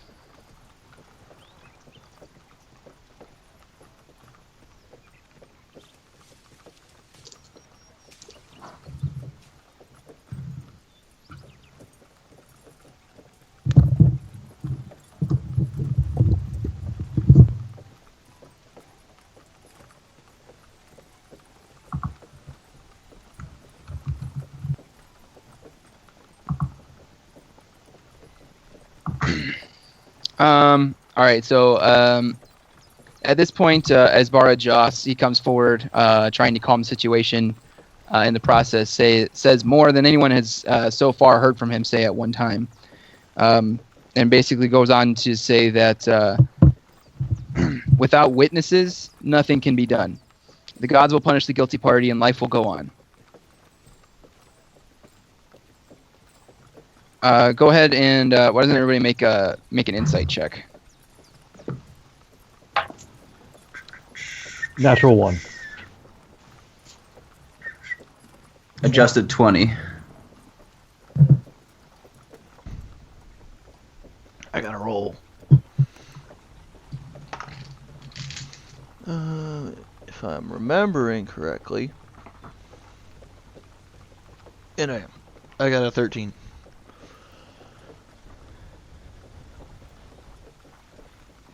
All right. Someone rolled really high. Who was that again? Crispin. I had an adjusted 20. Both got adjusted 20s. Hagrid, you did too? Yes. Oh, sorry, I didn't hear that. Okay, so you guys suspect that Jamna was actually behind the murder, but as it stands now, everyone has kind of moved on from it. The cultists,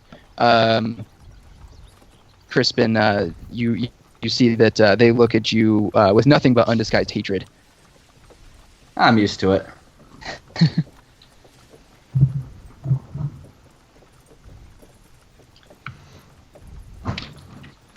All right. Yes.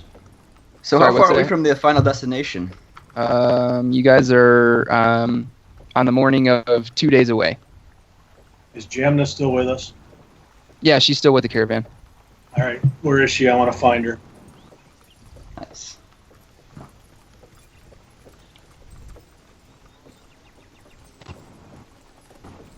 I lie low for 2 days. She's in the middle of some of the wagons right here. She's this female rogue-looking person. All right. Well, I go up to her and I ask her if she would step aside with me, please. She looks around nervously and she agrees. Okay. I want the group with us. All right. I follow. Right, I I comply. And I'll follow along as well. So I asked Jamna, what's going on? So you save us one day, which we're grateful for, and then you get us accused and the finger pointed at us another. What's going on? She says, she looks around at all of you and, look, confirming what was in the cargo, I couldn't help myself. I had to help myself to some of it. The theft itself is undetectable. Didn't leave any signs. Just the guard interrupted me and had to die.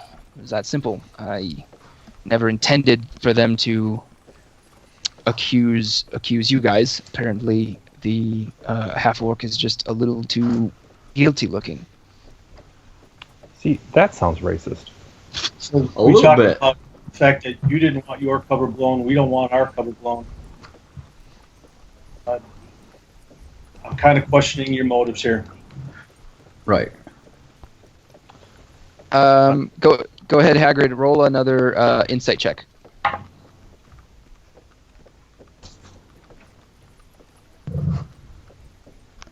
Adjusted 20. Okay. So you suspect that she's not necessarily telling you everything, but she's not lying to you. Okay. So I asked her, is she working against us or is she working with us? So I'm working with you. I promise. I was, as I said, I did not intend for you to be accused of this crime. I really, he caught me. It had to be done. So, I here's what- understand trying to steal stuff, but you're a master thief and spy, but you get caught by a guard. How did that happen?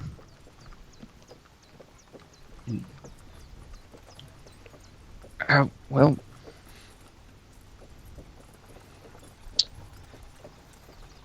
I don't really know. This never happens to me. All right. Panicked. So I killed him. Let me illustrate the point to you. You just admitted to killing this guard to the four of us. You can either give us their full story now, or we can just go turn you over to the cultists and let them have their way with you. So, full story, full disclosure, or we'll let them kill you and, not bat an eye.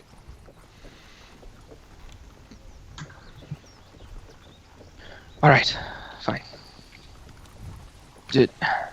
I'm not sure how aware of the Zentarum you are, but we're on the outward appearance, we provide mercenaries and other forms of muscle for hire, but informally, we are a criminal society akin to a widespread thieves guild. So, while we do want to know what the cult is doing, we do want to stop them, because their plans may interfere with us at the Zentarum. There is a tertiary motive, and that's perhaps helping ourselves to the treasure they amassed. We don't really have a problem with that. But you gotta not do stupid stuff. If we're gonna help each other, just pull your head out of your ass. I don't know what else to say. No, I think that covers all of our bases. Yeah. If you throw us into the line of fire, whether you intend to or not, again, understand that our tenuous of alliances, overlooking what your organization is about, we will suspend any and all peaceful activities when it comes to you and you alone. So we got it. There's your one strike. Okay. One and only you get. Mm-hmm. Next time, the strike is with the sharp end of a sword. Thank you. Specifically, Hagrid's. He looks very handy with a blade. I'll take better care in the future. We done here? We ready to move on? I'm good. Let's go. As I see the desire for more meaningful interactions for Hagrid, I'm trying to push the pace. See if we can force everybody into a march so we get to the destination a little bit faster. Okay. Yeah. So you guys. I want to shove one of the wagon drivers out of the way since I'm proficient with land vehicles and travel and go, follow me, and haul ass. I'm okay with it. Sound strategy. Literally So- shoved him out of the wagon. So Tony It's not takes over. Story content. I just not a good thing. Nah, you got a point. So don't fuck the story up because of me. Just continue on. No. You guys are fine. You were 2 days outside of Waterdeep anyway. Yeah. I cut it back to a day. We Yeah. recognize where the pendulum needed to shift. It's all good. All right. So you guys, after those 2 days, roll into Waterdeep after 2 months on the road. Most of the merchants disperse to the city's markets, warehouses, and stables. They've reached their destination, and you guys are paid off and thanked for your service. So it was for Tyrannus and Hagrid. You guys got paid 10 gold per 10 day. So that's 60 gold to each of you. And Crispin and Tony, you guys got 30 gold each. Hey, we're in Waterdeep, right? Right on. Correct. Where's my stone? Oh, yeah, that's right.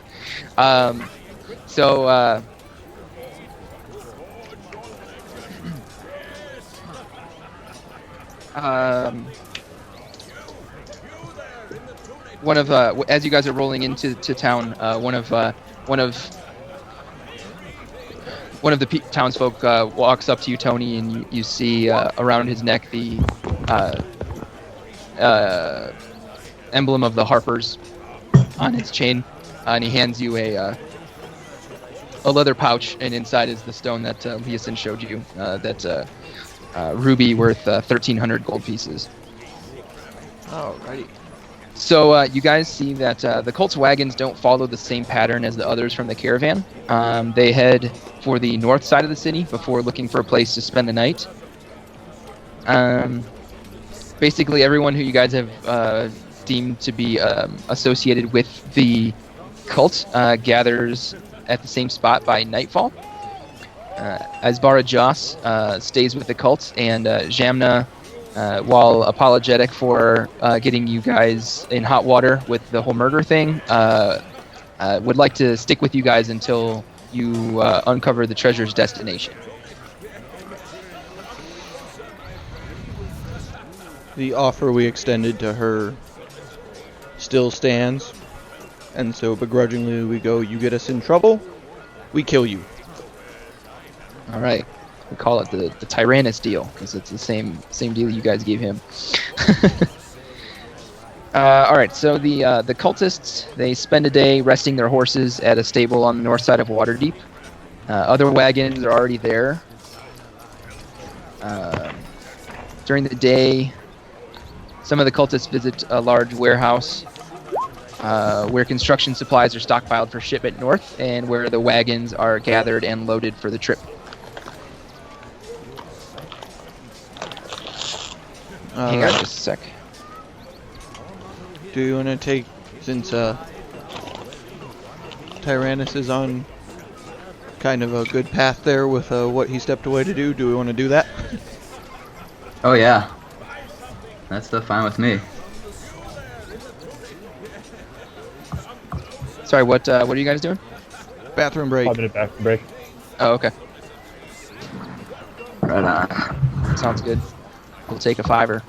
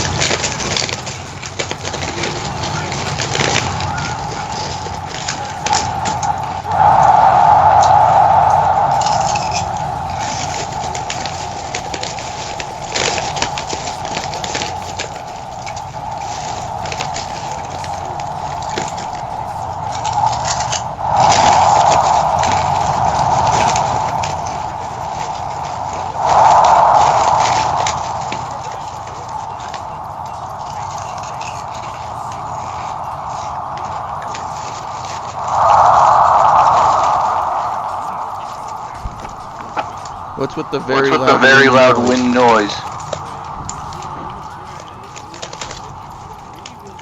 Not sure if I can answer that, because I'm hearing it too.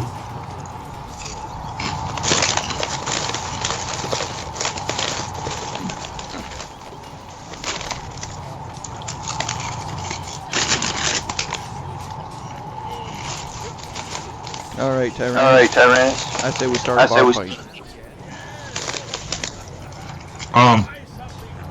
Why don't you just kick my ass and just save ourselves 3 turns?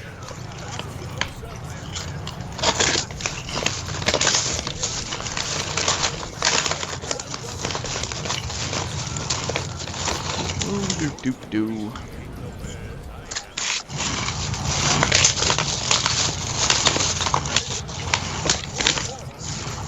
Gotta say, this has been a interesting session. I feel really bad about wasting a half hour chasing the thing. I'm sorry, guys.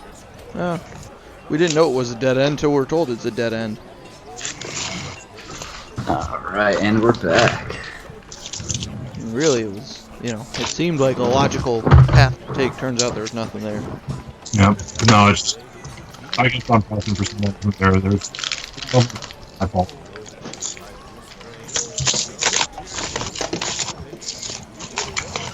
Well, I mean, that's what, from a logical standpoint, it makes sense, because it's a dude who was able to get into the cultist wagons when nobody else has been able to. Obviously, he's got to have some kind of a connection with them. You just didn't have enough. That's.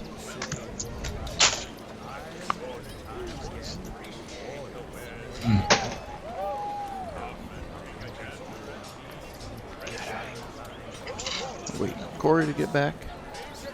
Dan, and then we should be good to go. Yeah, but this has been a little bit too Tyrannus heavy so far. Everybody gets their moment in the spotlight, so it's okay. I just want to make sure I'm not taking somebody else's, that's all. Well, that's one of the advantages of our group being our group, is we can actively go, dude, knock that shit off, and knock that shit off. Yeah. Good. Yeah, I don't want to be a... Yeah, I don't want to take moments that aren't mine. Luckily, there's been none for me because of the fact that I have been previously engaged with wife and children today. It's been very heavy for them. Gotcha. So, like, at one point I told Corey, yeah, I haven't heard anything in 20 minutes. Huh.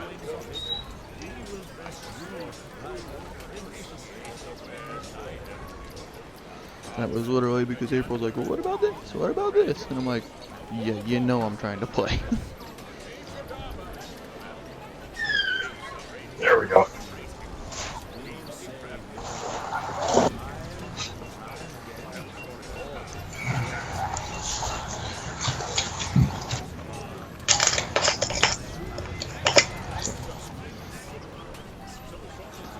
We'll start pushing along and hopefully get into some stabby stuff.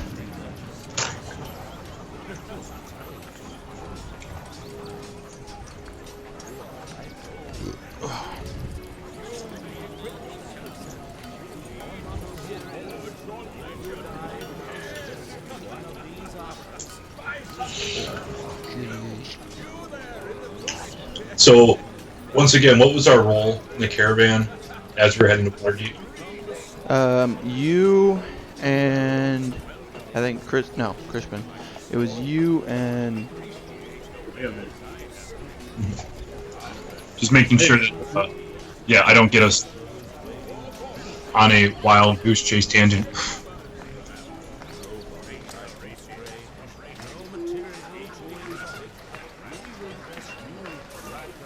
Because based on what I have in my notes, that they're going to Baldur's Gate, and what I have written down is we're heading north to Colt's Caravan, find out what's up. That's pretty much been it the entire time. There hasn't been much in the we've all way been of stuff. scars of various sorts, I think. Right.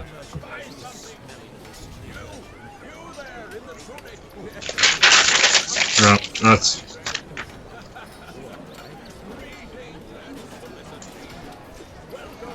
Corey shitting his brains out or something?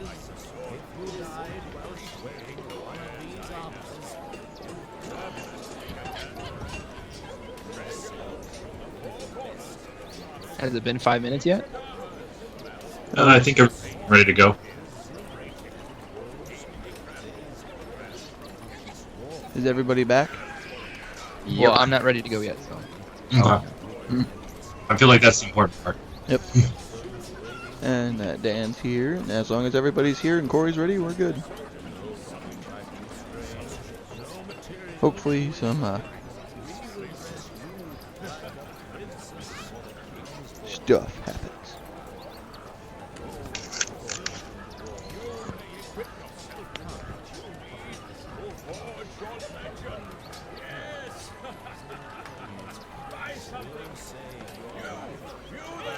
Right now I'm messing with my wife's cat. Would that make it your cat? I think it doesn't know if it's supposed to be angry or play with this thing. Is that a euphemism for something?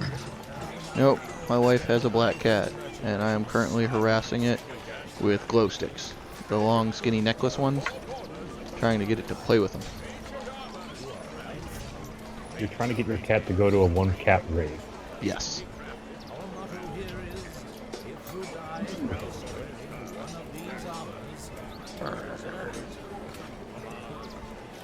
It's not a very playful cat, it's more of a fat ass. I feel like there's a distinct 50-50 split on that. Yeah, you either have a fat ass cat or you have a playful cat.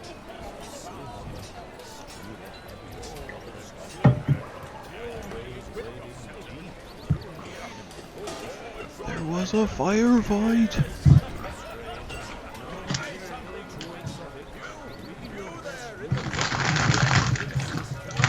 That dude keeps yelling for guys in tunics.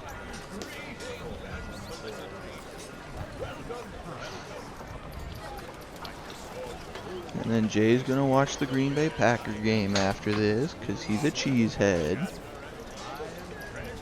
No part of that statement is false. I'm probably gonna fight with my wife because raisins. No part of that is likely false.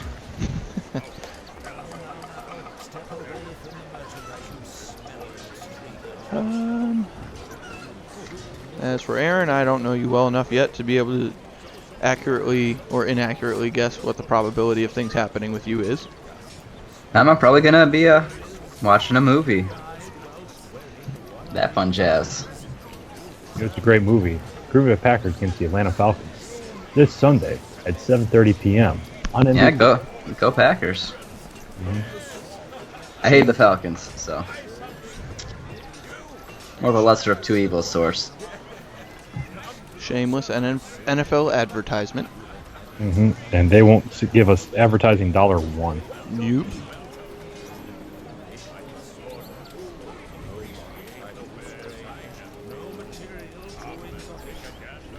So just for the record, Loot Crate gets a negative ad every time we play. And the NFL gets a free pass. You need to fire our marketing guy. I think that's you. Oh yeah, we need to fire me from that role. I suck at it.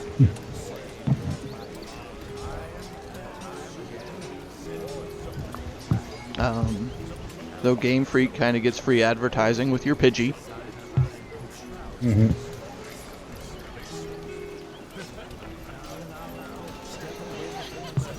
So how did that not come up in combat last time? The little Pokemon bird.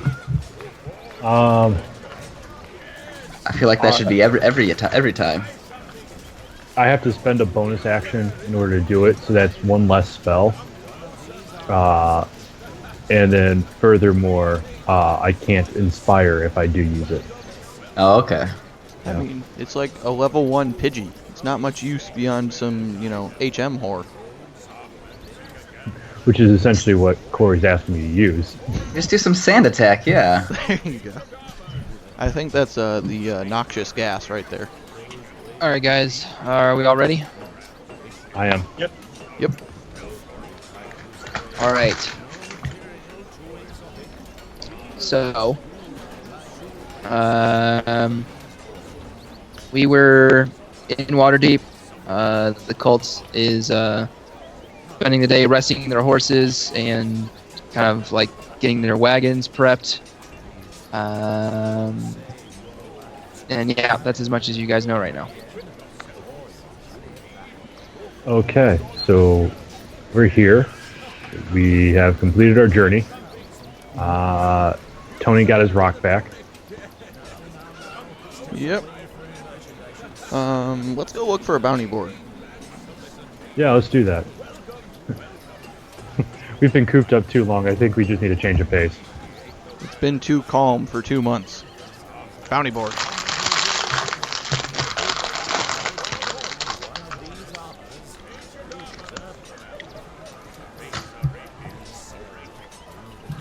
Okay, so Jesus. You would fucking ask. Why wouldn't you ask for that before the break, you fuck? Jesus. I just thought about it. Seriously. I could have spent the last 10 minutes doing that instead of wasting my time. Seriously. I literally just thought about it. Then let's just go with what Corey prepped. Yeah. Okay. Alright. We'll go investigate and stalk cultists. Alright, how do you guys want to go about doing that?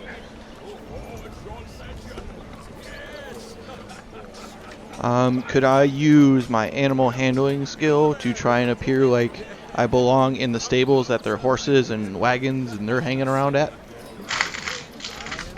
You want to appear like someone who's a stable hand? Is that what you're saying? Yep.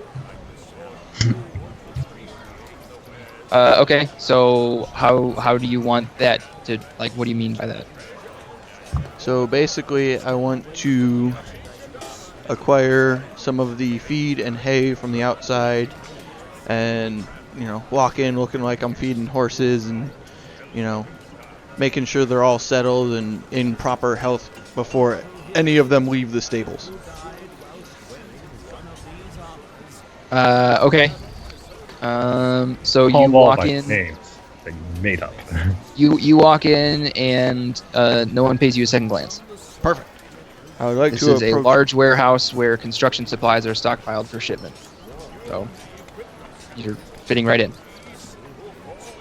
Perfect. I would like to navigate my way towards the cultist and get in with the group that is supplying them.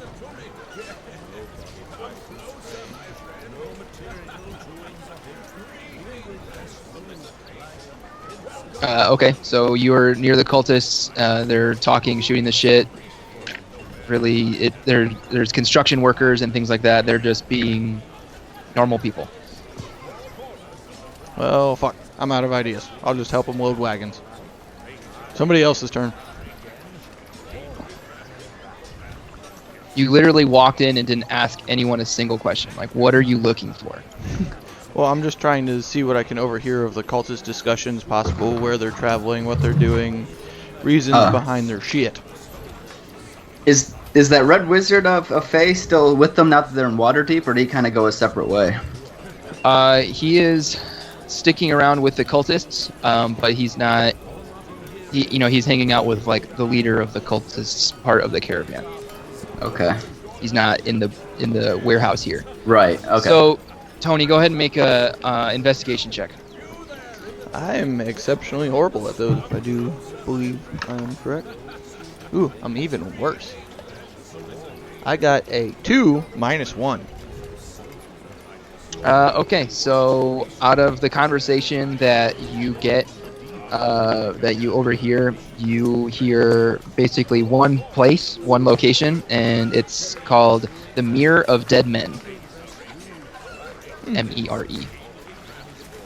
Oh, okay. Alright. I wasn't too concerned with the mirror part. It was the more the dead man that caught me off guard. I'll slink off back to the group and be like, so, learned about the Mirror of Dead Men. It sounds strangely like a lich thing, which the red supposed non-wizard guy said is taking over his country. Coincidence? Maybe. Alright, somebody else give it a shot. Does anyone recognize that name? The Mirror Go of Dead ahead. Man? Go ahead and make a history check. Adjusted 17. Crispin got an adjusted 4. So no. Adjusted 20. 20. All right. There it is. So Tyrannus and Hagrid, you guys have heard of the Mirror of Dead Men before. It's a cold coastal marsh that lays between the road and the coast to the north of Waterdeep. And it over the years, the mirror has sort of continually expanded. Each time it grows, it floods the road, which has to then be the road is called the high road, which so when it gets flooded, they just relocate the road further inland. So the road is from north out of Waterdeep. The road has sort of changed its face a number of times over the years. But go ahead and you two make another history check. Adjusted 10. 13. 13. All right. Hagrid, you remember something about some really crazy stuff happening in Neverwinter, which is another city further north up the coast. And you're not sure if that has anything to do with, or if that would cause the road to stop being constructed or whatever, if it has some sort of interference with the high road. Okay. Are our services still being retained? So the merchants that you guys were with are no longer continuing forward. However, there are still wagons with this construction company heading north. The notice board that Tony was looking for, on there is a big poster signed by Lord Neverember. Sorry, yes, Neverember. And it talks a little bit about rebuilding the road and how help is needed with that. So they're hiring the Sword Coast Construction Company is hiring laborers to rebuild the high road. It's time for some of that Goliath swagger and go offer our services. Yeah, it's menial labor is not the thing I'm looking for right now, but it will get us further travel with the cultists. Yep. Say we do. Okay, so the warehouse that Tony was at is listed as a location to get hired. Where wait, what does it say? If freight haulers went there, it must have been to see if they could haul supplies to the roadhead for pay. Sorry, I saw roadhead for pay, and I got a little confused as to what's going on right now. I got a little excited. Now in business. So it looks like they're hiring laborers as well as caravan guards again, because the Mirror of Dead Men is wild, and dangerous, and so they're looking for caravan guards, and Lord Neverember's agents in this endeavor are perpetually looking for laborers to build the road and fighters to protect the laborers. Turnover in these jobs pretty high. Let's do this. I think Jay just had to step away to take the phone call, or someone's phone rang. Well, I'm assuming it was Jay. I haven't heard a comment yet. Yeah. So you guys, for right now, go ahead and roll a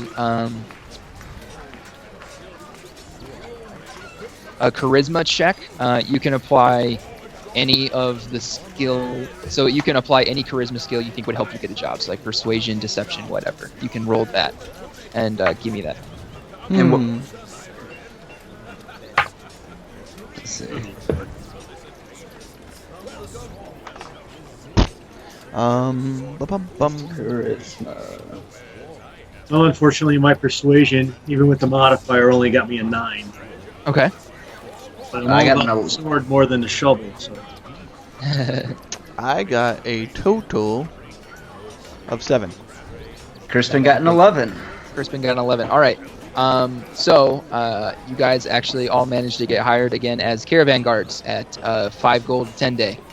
All I did was Or go actually, in and sorry. flex. How long? Let me see. I need to double check to see how long. It's 200 miles. You figure about 3 miles a day. Something like that. It's Unless for- we're using vehicles, then it changes. We'll basically call it. You guys will get 20 gold pieces for your services. And then when Tyrannus gets back, we'll do the same thing.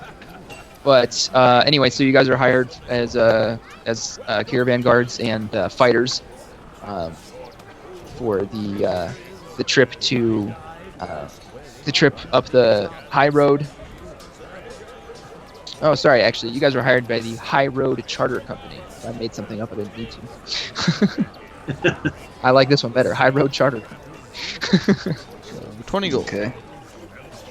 And are Jamna and the Red Wizard of Fae still amongst the Grand Caravan? So Jamna is essentially still with you guys. Okay. She also managed to get hired on using her deception as a guard. The wizard, he's with the cultists. So the cultists are traveling with his caravan.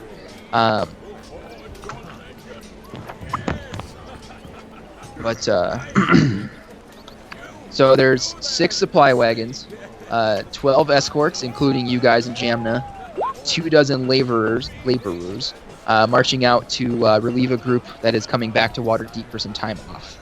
Tyrannus is back. Okay, Tyrannus, can you roll a charisma check and use whichever charisma-based skill you would like to? You're trying to get hired as either a laborer or caravan guard for the High Road Charter Company. Well, I'm going to use my expertise skill persuasion. Okay, That's an adjusted 21, 10 plus 11. perfect. You get 20 gold pieces also for your services as you are hired as a caravan guard and a fighter. I look kind of quizzically as impressed with how I was able to be a fighter. You're persuasive. All right. So, a human named Ardred Brieferhue commands the entire convoy. Like I said, it consists of 6 supply wagons, 12 escorts, including you guys and Jamna, and 24 laborers. There are some cultists who are mixed in as laborers, as well as teamsters for their 3 wagon. They have 3 wagons in this 6-wagon caravan here. The cultists are definitely not thrilled to see you guys again. So you guys are definitely the targets of some dirty looks. I just wave like I just friend for the first time in a long while. put my hand up the hilt and I give him a what's up. All right. So they again, kind of like with Tony challenging the 2 cultists that were giving him sideways glances after they found the bone thing in the oatmeal. These guys also they cut down on the dirty looks. That's for sure. All right. So I just put my fist up. It's like, hey, fisticuffs, sparring match. You guys against us. No? Okay. All right. Move on. they're not interested in really making a spectacle of anything.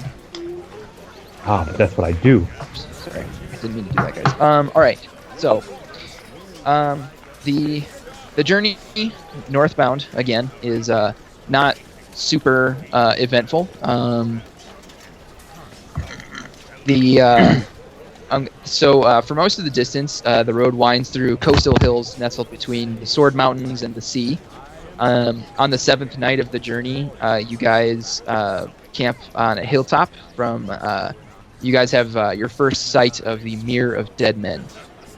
The chill tangle of trees, brush, boggy ground, standing water, reeds, and cattails stretching farther than you can see. So it encompasses the entire region. The rest of your guys' trip is within sight of the mirror. It's actually a 10-day trip, but on day 9, during the trip, the caravan is attacked by a group of a dozen bullywugs. I'm sorry, did you say boner farts? Yes. A dozen bonafarts. All right, boys, this is what we're hired for. That's right, Tony. If I can get your dick out. Roll for Okay. initiative, gentlemen.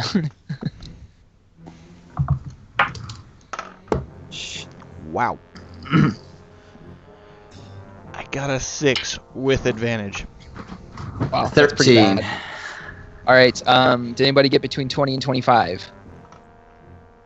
No. 15 to 20. Wow. 10 to 15. 13 for Crispin. All right. 5 to 10. Hagrid 6. 5. Hagrid 5. Tony with a Tyrannus, 6. how badly did you roll? I got a natural 1. Natural. Okay. All right. His sword Tony, is what's- temporarily stuck in the hilt. I missed the first turn because I was just like, what are they called? Bullymongs, boner farts? It's for his documentary. He's trying to come up with a good name. Mm-hmm. What's up, Oh, Corey? that one's registered trademark? Ah, shit. Okay. So, Crispin, you will be up first. Sorry guys, let me grab the bullywug sheet here. So I have it. And go. All right, I'm gonna just take aim with my +1 short bow at this guy, but I'm actually gonna hold until someone else takes a hit on him, or until he starts paying attention to someone else, and then I'm gonna try to shoot a sneak attack at him. So I'm just kind of aiming at him and holding my turn until he's not paying attention. Okay. That one specifically. Alrighty. So then, Tony. Alrighty. God, these things are hard to see. I am going to Welcome measure to the some world of the distance. colorblind, Mike. Right there. Alright. So I'm going to move to this guy, but right there. Okay. I'm going to... Before you continue, Crispin, this triggers your turn, right? Yep. If it takes the bullywug's attention. Okay. Well, I would say You're it just would. you're Gnome trying to Goliath. do a sneak attack, right? Yep. Okay. Yeah. So Tony moving into that position would allow you to do a sneak attack. So both of you Alright. guys go ahead and roll your attacks. Tony, I'm guessing you're doing yours recklessly. Oh, I got to go into a rage first. Oh yes. Okay. Bonus for rage, and then Then reckless. Yep. yes. Okay. So Crispin, why don't you go ahead and roll yours first since your turn was first? It's a 24. I'm guessing that hits, so I don't need to roll again, right? That will hit. Correct. Okay. And base damage is 11.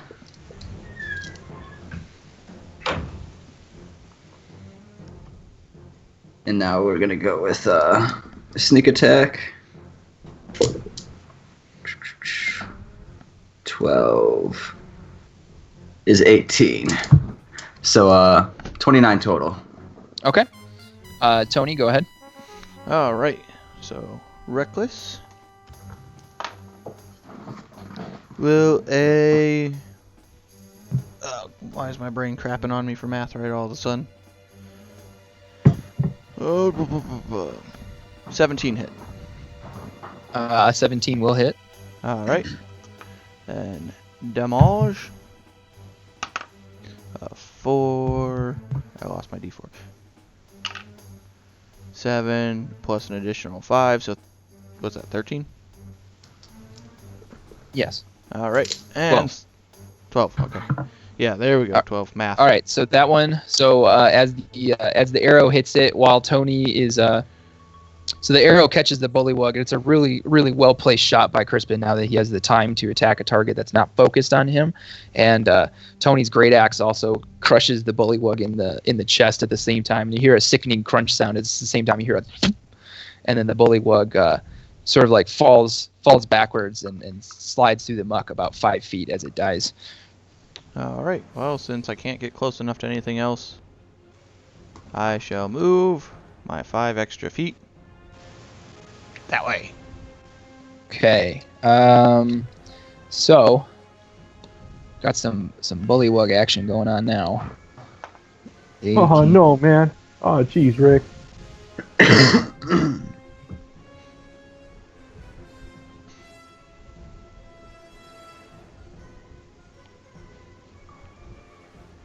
Okay, so that one is going to go there, and he's actually going to jump to where Tony is. Go.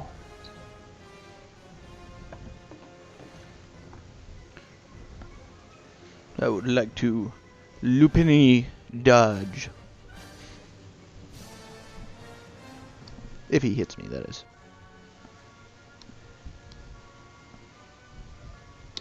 Ooh. Party with Tony. Quick, use your animal handling.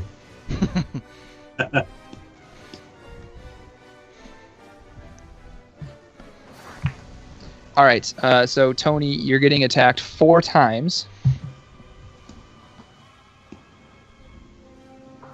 So wow, okay. I'm gonna grab a second D20 for this because it's gonna take me some time otherwise. Yeah. All right. Does a 16 hit you? That matches my AC. Okay, so it will hit you. So the first one will hit you with one of its attacks. I'm gonna use the dodge. Okay. Sorry, I forgot to. So wait, you use reckless attack, right? Yeah. Yeah. Okay. So it's actually gonna hit you with both of its attacks. So yeah, go ahead and dodge. I rolled a 17. Okay, so you don't take any damage from the bite attack, but it does stab you with its spear.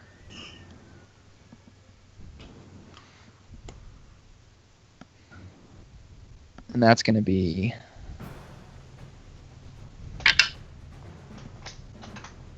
7 damage. So 3. Mm-hmm. And then you can make your reaction attack against it. 17. Okay, that'll hit.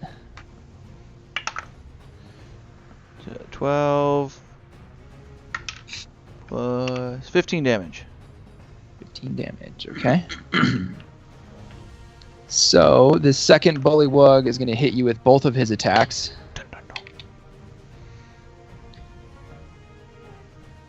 So that's going to be 7 plus...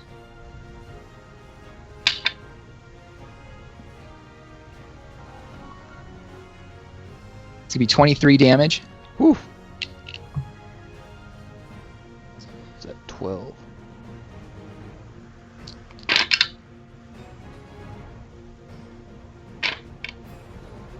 Okay. The next one's going to hit you with both of its attacks, too. That's 8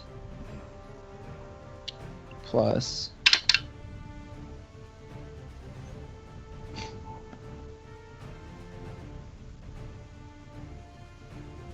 So that's 28 damage.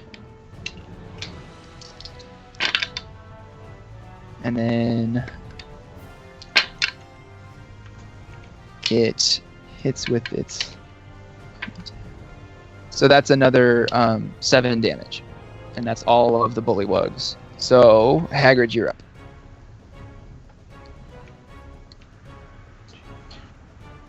All right. I would like to cast Aid on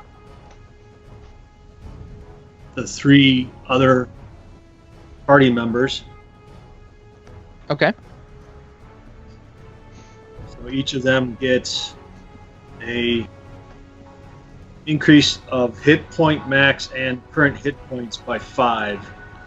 Nice. Okay. Thank you. And then I am going to use my Bison Head Ring to cast Guiding Bolt on... I can't get it to ping. The bullywog to Tony's right. Okay. Does an 11 hit? An 11 will not hit. All right.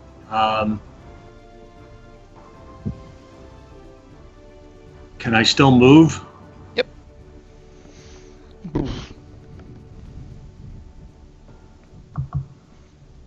I'm going to move to right there. Okay. And since I didn't try a melee, I don't get an extra attack, do I? So you used your bonus action and your action to do the spell, and then use your ring, and then your movement action you moved. So your turn is over whenever you're done moving. That's what I thought. Okay. All right. So then, Hagrid, if you're done, it's Tyrannus' turn. Okay, I am going to. There's 1, 2, 3, 4, 5. In order to get me to Hagrid, I am going to repay the favor of aid by casting Heroism, which will give him immune to fear and +5 temporary hit points per turn. Oh. Okay. Mm-hmm. And then I'm going to cast another first level, cast another spell, this time at second level as a healing word to Tony. And what I'll say is, never gonna give you up, never gonna make you KO. And that is double 4, so that's max healing, that is 16. Ooh, that's good. I needed it. And that is my turn. Did you half all that damage that you were taking, Tony? Yeah, it still put me at 35. Yeah, you got your ass beat. Yeah. Makes you feel better. There was 2 criticals in there. Oh, okay. That makes me feel a lot better, actually. All right. So Tyrannus, that it? Yeah. Yes, that's it. All right. Excellent. Crispin, you're up. All right, since Tony was so kind to draw that guy's attention, Crispin's gonna come and try to get this guy off of his back with his rapier. And he's engaged, so that's a sneak attack, right? Correct. Yeah. All right, does a 15 hit? 15 will not hit. Okay then. Is that with advantage? He No, doesn't have that- advantage. That was just the first roll. All right. So unless you wanted to use your bonus action to use one of your cunning actions, Crispin, your turn is over. Yep, I'm good. Okay. All right, Tony. All right. I guess I should make some accoutrement to a possible slight retreat. So, I want to attack the one immediately in front of me first, recklessly, of course. Okay. Sure. What about an 18? That will hit. All right. 16 plus 20 damage. Nice. That was max damage for both? No, that was one short. Oh, okay. So, still standing, He is. and I'm attacking him again recklessly. Rah. How about a 22? A 22 will hit. Yep.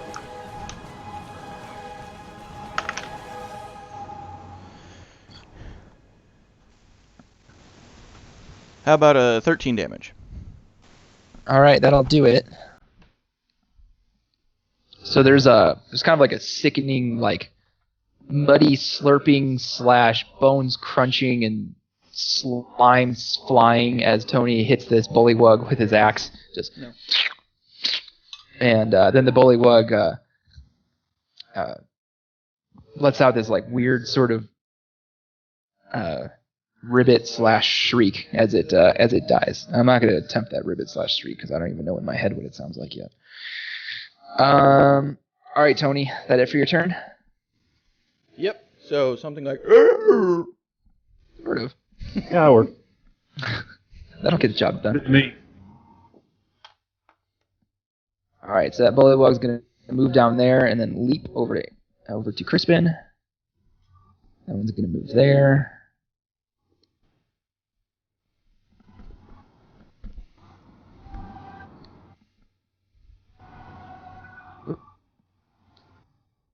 Well, bye, guys. Nice knowing you.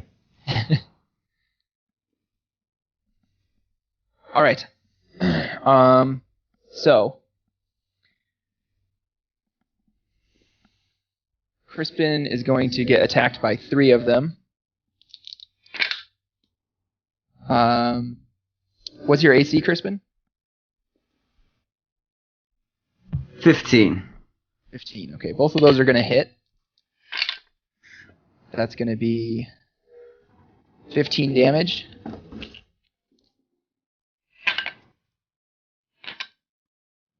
All right. I'm actually going to use my uncanny dodge on that. Okay. So you got attacked by 2 attacks from Okay. that one. Yep. Do you want to use it on the first one or the second one? Oh, the first. Feels like it makes more sense. So take 7 off of that. All right. Then you're also going to take 13 damage from the second bullywug's attack. Okay. But the third one is going to miss you entirely. Tony is getting attacked by 2 of them. I'll dodge the first attack. Okay. Attempt to. Yeah, okay. I don't think I dodged. What'd you roll? 3. Ouch. That's with your athletics? No, I didn't factor that in. I actually forgot from last time. So 9. Okay, yeah, no, that's not going to do it. All right, so you're going to get hit by both attacks. 14 damage. All right. And the second one's going to attack you. Wow, I am sorry, Tony.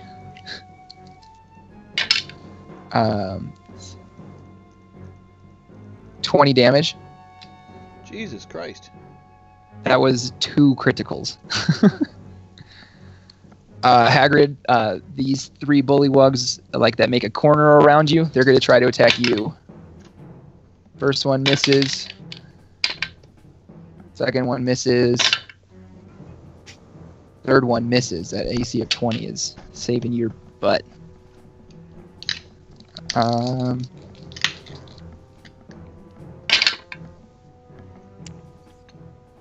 right, that's going to hit Tyrannus.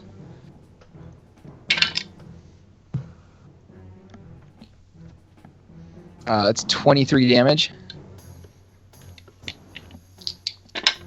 I think he's away, but the second one misses, so I will go ahead and do that for him.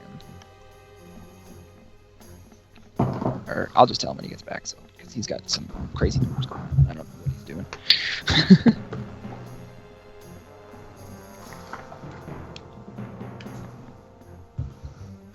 Okay, Hagrid, it's your turn. All right. How does this heroism thing that Tyrannus So gave?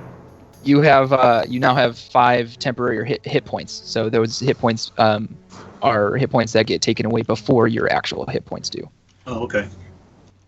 Can I assume that the bullywog to my left is busy trying to hit Tony, so I may actually get attack advantage on him? So you won't have advantage, but that's kind of like a rogue thing because they're like trained to stab people in the back, kind of thing. But wouldn't his back basically be to me? Right, but you're not like trained in dirty fighting, essentially. Okay. Well, I tried. You did. I appreciate the effort. Yeah. I appreciate any help I can get. By the way, as I stepped away, did I take any damage? You took 23 points of damage. 23 points of damage. Correct. So that sucks. It does. I apologize. That puts me at 19 now. Shit. I'm gonna All die. right.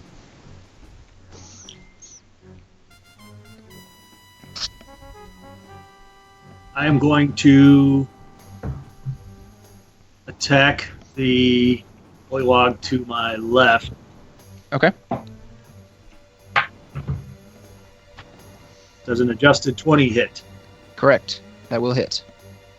All right. I am going to use Divine Smite. Hell yeah, you are.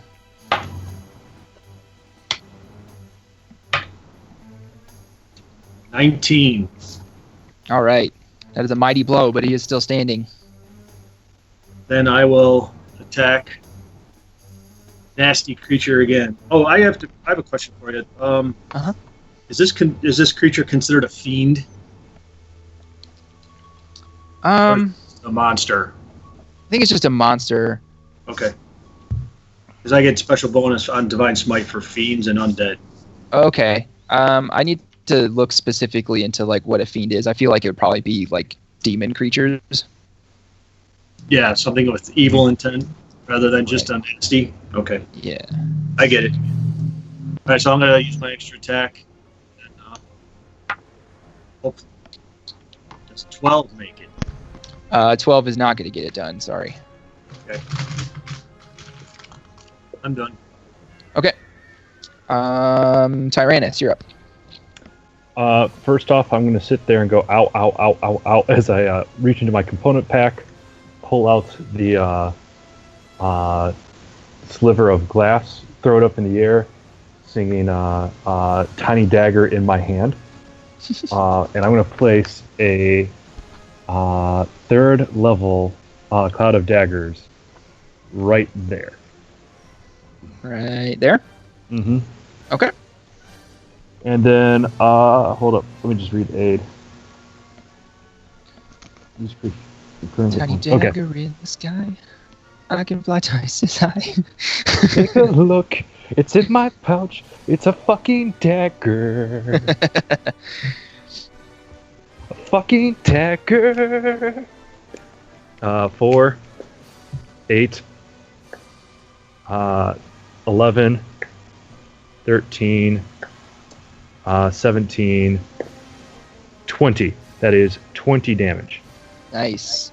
All right. So again, you hear the disgusting, like, sort of sucking, wet, slapping noise as the daggers slice through the amphibious flesh of the bullywugs, and they all three of them let out that same sort of ribbit screech, and Tony, that's you. yeah. It's like More time. but they are still standing. So what's next, Tyrannus? Next up, I'm going to have my Mockingbird come out, and I'm going to have it cast Heat Metal on itself. Fly up and go right through this line here, starting here and ending here, trying to hit as many creatures as it can. Okay. Can I So request that Tyrannus sing Mockingbird like they do in Dumb and Dumber when that thing comes out? Mock. Yeah. Ing. Yeah. Kill. Yeah. Yeah. Yeah. Well done, sir. So the way that heat metal will work is that any creature that comes into contact with it will take, I want to say 2d8 points of fire damage. It is, yes. Yeah, and then because it's not holding it, it doesn't have to make a Constitution save in order, or it drops the object. Right. I am currently looking for what it's sort of, because it's going to be like a strength check for it, for it to try to get through more than one enemy. So, can you go ahead and do a d20 at a -4 modifier? Oh, motherfuck. It is small. That is a 17 minus 4 is 13. 13. That's close, but so it's going to hit this first bullywug. You wanted to start with the 1T, this one here? Yeah. Okay. So go ahead and roll 2d8 damage. 6. And another 6, 12 damage. All right. So can you roll... Go ahead and roll another 2d8 for the next one. Okay. Because we're going to say that with him being as hot as he was and the fact that he did over damage, that he cut through the bullywug as it flew through. So 5 and 6, so 11. All right. Same deal. This molten hot bird of metal is just flying through bullywugs like. Mm-hmm. So go ahead and roll again. Yeah. So the way that this works is that it's going right through the mouth and just coming out the other side, flying into the next mouth. Okay. That's a 4 and a 2, so 6. Okay, so it does stop at this one. So it's currently in the mouth of the bullywug. That's okay. All right. So, Crispin, you're up. Do I still have my move? Oh yeah, you could. Yeah. Actually, no. I'm not gonna use my move because I'll. That looks like 2 attacks of opportunity. No, It's at because least one. I've already attacked one of them. True. Alrighty. Crispin. We're gonna go back with the rapier on this fine Bollywog. And that is a 26, or no, a 25. 25. That will hit. Yes. And Which is, one are you hitting? The one in front of you? the one in front of me, is that considered a sneak attack since we It is- got Tony That right is still there? a sneak attack. Yeah. Fantastic. Base damage is an 11. The sneak attack is shitty. An 8, so 19. You know what? That's enough to do it. Oh. All right. That's so good. And then I'm going to step up and go back to back with Tony. So, yeah, you can totally do that. All right, and that's where I'm leaving things. Alrighty. Tony. All right. The one directly in front of Crispin right there is who I'm going for recklessly. Okay. 16. 16 will miss. All right. Well, then I'll try again. How about a 19? That will hit. All right. Ooh, that's bad. 10 total. Okay. So only one slurping noise this time, and less of a cry of pain. More of just you hear like a wet sloshing noise, and you see some black blood kind of come out of the bullywug.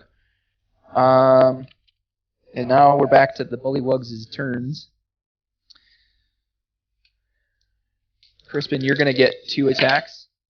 All right. What's your AC again? AC is 15. 15. Okay, one of those is gonna hit. And we're gonna do an uncanny dodge on that one. Okay, all right. So that is. So that'll be 7 damage. That's adjusted. Yeah. I adjusted that for you. Perfect. Thank you. Yep. And then the next bullywug gonna get you with his bite, Oh no. and that's gonna be 9 damage. Alrighty. Puts me at 26. Tony, you're getting 2 attacks as well. All right.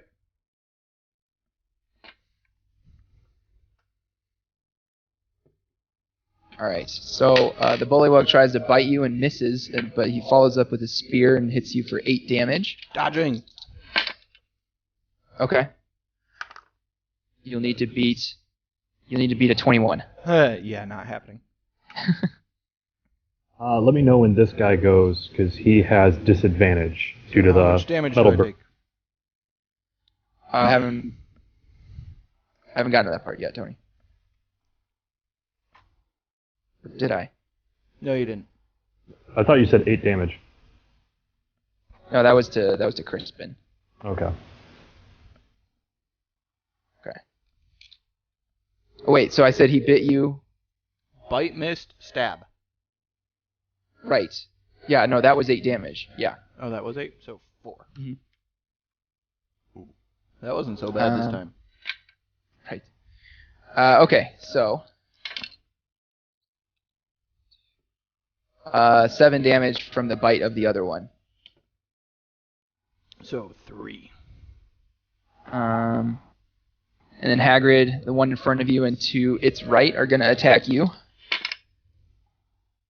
It's going to be... That one's going to hit with its bite. So that's 7 damage. That one's going to hit with its spear. And that's 13 damage. Don't forget that 5 of those damage came out of your 5 temporary hit points. All right, so I reduced the first one by 5. And then, This one Tyranny, right, you said this that one one right has- here has to take damage from the Cloud of Daggers. It also has disadvantage due to the hot metal bird inside its throat. okay. Go ahead and roll the Cloud of Daggers damage. 1, 4, 6, 10, 11, 12. 12 damage. Okay. So Tyrannus, as that one kind of rears back to bite you, one of the daggers from the Cloud of Daggers, you see it like pop out its mouth and like it comes through the back of its head into its mouth and pops back out the right side as it continues clockwise in the Cloud of Daggers. And he Cloud dies. of Daggers! So it is now Hagrid's turn. All right, I'm going to attack the one to my left again. Okay. That is a nat 20. Nice. That'll hit.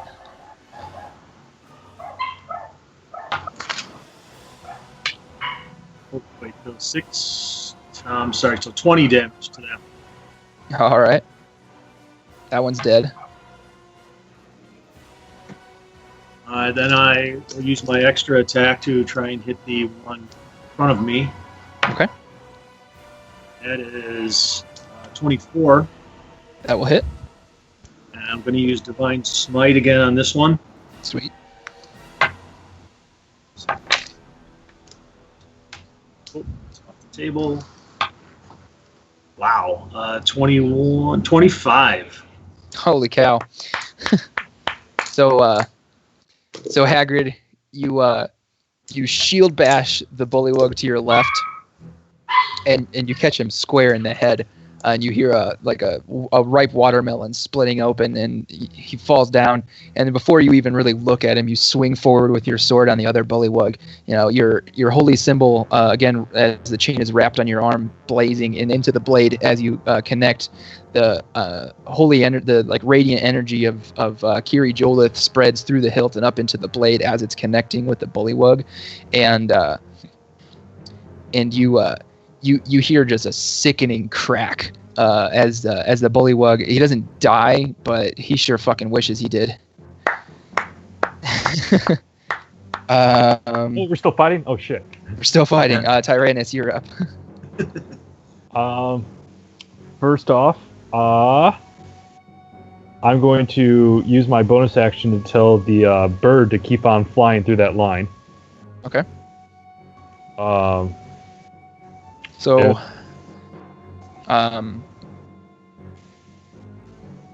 Go ahead and do the 2d8 fire damage for that bullywug on the corner there. 6, 3, 9 damage. Okay, so the mockingbird flies out of the holes in that cloud of daggered up bullywug's mouth and hits the bullywug in front of it, but you just hear a searing sound as the mockingbird keeps flapping away into the chest of the bullywug, but it's not dead. Making a quick look around to the party, does anybody look like they're in any sort of distress? Tony looks beat to fuck. I'm going to use my main action then to cast a level 2 healing word.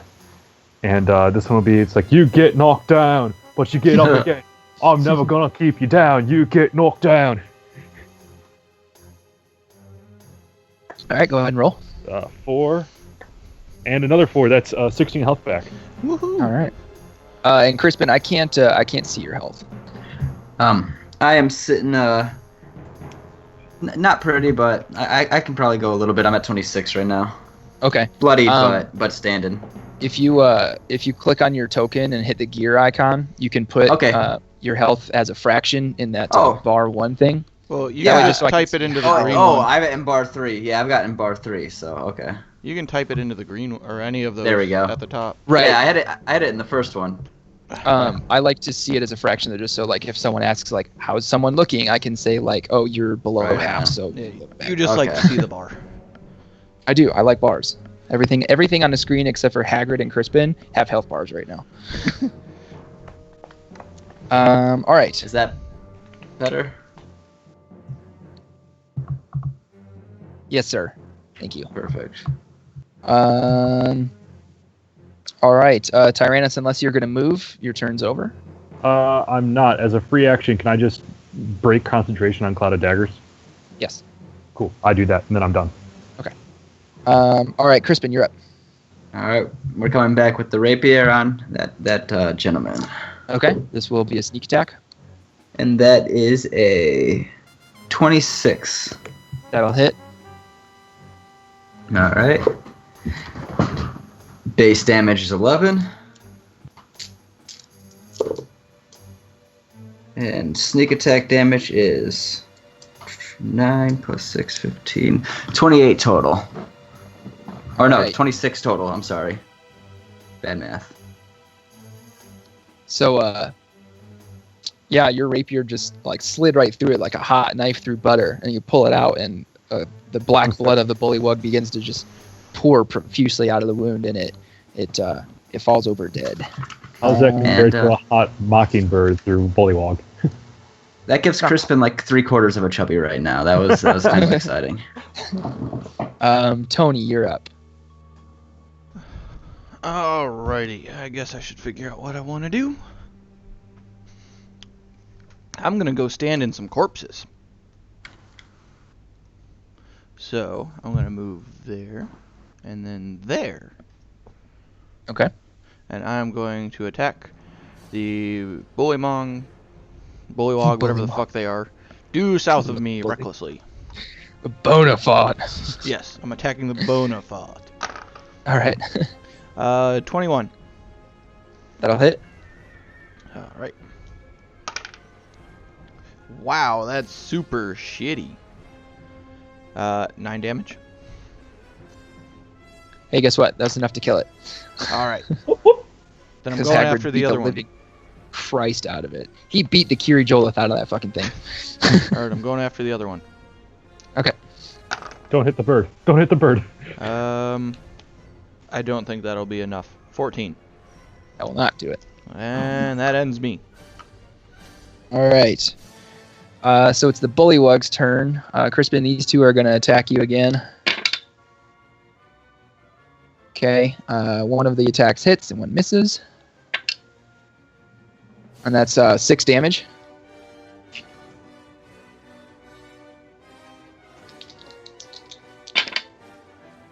And then, again, same thing. One of the attacks for the second one will hit you. And that's 7 damage.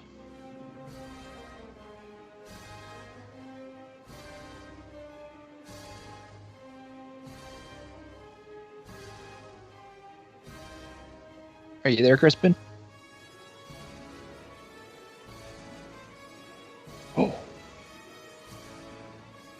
Sorry, we're on mute. That puts me at 13, and yeah, Crispin's seen better days. Okay. Did you use Uncanny Dodge at all? On the first one, yeah. Oh, okay. So then Sorry. that'll be 3 damage from that one. So Oh, a total okay. of 10. Perfect. That puts me back up to 16 then. Okay. And then this last Bullywug, I guess since he can't really drop the Mockingbird because he's not holding it, He's not voluntarily holding it. Right. Okay, so he's gonna make a Constitution saving throw. This DC, Jay, will be your DC, spell save DC. Okay. But that's not gonna do it. So he does have disadvantage on his attack roll against Tony, but he has it cancels out. Yep. So it's just critical. Yeah. So he'll hit with his bite, and so Tony, he's gonna bite you for 9 damage. I'm going to dodge. Go for it. 18 plus 6, so 24. Yeah, you dodged it. Fucker. What about his second attack? Does it feel warm? His second attack missed. Oh, okay. Then I'm going to roll for my stabbings. Mhm. That won't hit. It's another 14. All right. Tony is rageously just swinging so hard. Hagrid. All right, if Tyrannus and Tony think they can handle this remaining Bullywog over here, I'm going to move over here and help Crispin out. Why, thank you. And I'm going to attack the guy who is in front of me. Okay. You take so you have 5 temporary hit points again. But those are gone, and you lose 2 hit points because you got bit by the other bullywug as you crossed over to Crispin. So you took 2 damage. Gotcha. All right, so go ahead and attack that bullywug. That's a nat 20. Nice.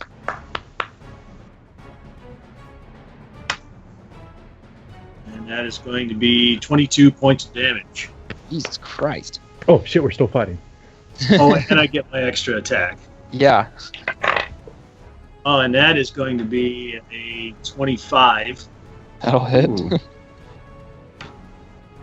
And that's going to be 10 more. Wow. All right. So that bullywug died. That's some impressive battlefield movement there, Hagrid. Tyrannus, you're up. I'm going to start off using my bonus action to push the fire damage on the boner fart. Okay. Hold up. I need to mark down how many spells I've used for each slot.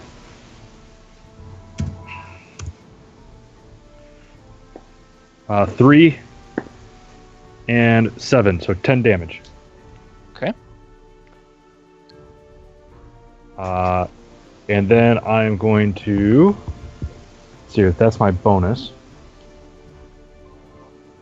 I'm going to grab my longsword of longswording, advance up, and I'm going to make 2 attacks. Okay. Now comes, I don't know how much of a modifier I get. It's +4, and I'm doing this two-handed. Okay. The first one is an adjusted 20. That'll hit. The second one is a adjusted 10. That will not. Okay, so that is a D10 plus 1. 4 damage. All right. I just want to point out how ridiculous Tyrannus looks while swinging a longsword. To give you an idea, this sword might weigh about half as much as I do, and the first one connected, but put me so far off balance that the second one had no chance of hitting anything. Hagrid, you've seen Tyrannus' sword before and understand that it's the same size as the sword that you yourself wield. However, in his gnomish hands, it looks much more akin to a bastard sword than a long sword. I'm compensating for something. I'm compensating for a lot of things. Because in the hands of a gnome, everything looks about a size up. A dagger is a short sword is a long sword, bastard sword. Maybe even claymore. Anyway. Crispin, you're up now. All right, Crispin's gonna do a little backward somersault and switch to a short bow, and then fire directly at the guy that he was just right in front of. Okay. And that is a 16 plus 8 is math. 24. That'll hit. 16 plus 8 is math. Natural damage is a 6. Okay. And sneak attack would be 10, 15, would be 15, so 21 total. All right. So as you deftly flip backwards, sheathing your rapier and pulling out an arrow in your short bow, knocking it and launching as your feet hit the ground, the bullywug, you see as you're landing and loosing the arrow, you see that he went to bite for you, and the arrow sticks right on the top of his head, like in between his frog eyes, and so it looks like he's got this like peg sticking out of his head, kind of wobbling around. Fantastic. Unifrog. What's that? It's a unifrog. Yes. Okay, like Tony. The Anthony Davis of boner farts. All right, I'm attacking that one recklessly again. Okay. How about a 25? That'll hit.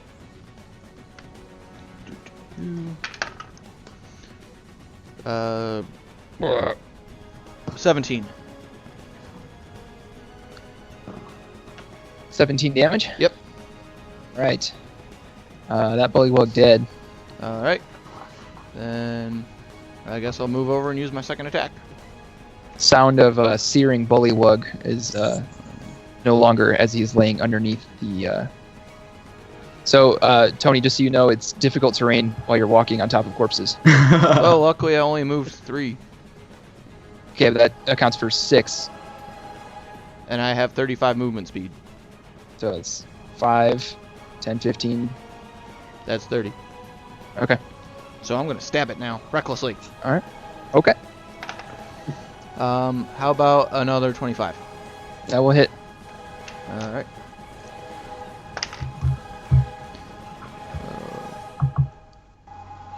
17 damage again. All right. How you want to do this? And so help me God, if you say something that isn't how you kill something, I will dock you points somehow. Tony's best impression of a scientific dissection. So you're just gonna splice his chest open and Proceed to rip his watch it. innards out. nice. All right. Just tiny stabs. Tiny stabs. So as Tony is vivisecting this bullywug, you guys each earn 5,400 experience points.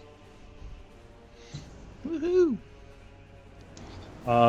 As a free action, can I try to remember what if it's a Fey culture that decides to eat frogs' legs? Hey guys, we just leveled up. Did you really? Yep.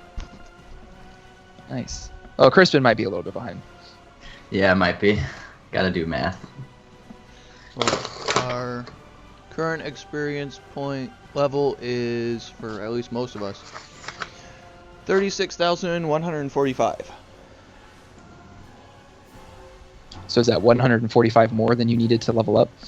That is 1,145 more. No, that's okay. almost 2,000 more.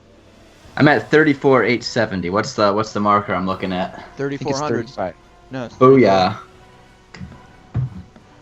Nice. 34,000. Yeah. Yep. Just you say it was- by. 5,400 experience or 3,400 experience? 54,5,400. Good. 5,400. I go over to the roasted boner fart, and I'm trying to get my mockingbird out. Okay. Yeah, can I try to... Oh, sorry. You are able to retrieve your mockingbird, Jay. You did great, buddy. I want to start looting corpses, all of them. I just want my arrow back. I'm running low on them. Okay, go ahead and make a dexterity check. That's a 6 plus 4, 10. 10. Okay, you're able to get your arrow out of the bullywug without damaging it. At least not further yay. than it was by being shot and stuck into something. Good. I'm back at 15 then. All right. So you guys will level up at your next long rest. Beautiful. Oh, we're doing this Oblivion style. Got it. We need to meditate first. Or no, that's Morrowind style. Mm-hmm. Alrighty, so this battle occurred on the 9th day, and on the 10th day, you guys reach the roadhouse where the caravan is headed. The aid spell that I cast has expired because it has an 8-hour duration, not an 28-hour duration. Well, I appreciate the help. You kept me alive there, Dan. Yep. Well, So that trip's long enough to get our health back, right? Yeah, it's essentially like a full day that you guys were Perfect. on the road again. All right. So, do we need to take a break so people can level up? Where are we at anyway? We're at what, 3 hours and 18 minutes? Yeah. Yeah. 3 hours and 20. I mean, I feel like leveling up would be a good stopping point. Yeah. I mean, we made it to whatever this structure is, so.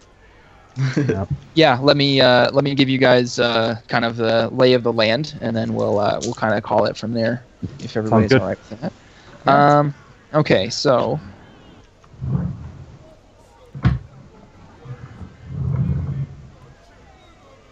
Wow, that was a whole section that just had no useful information whatsoever.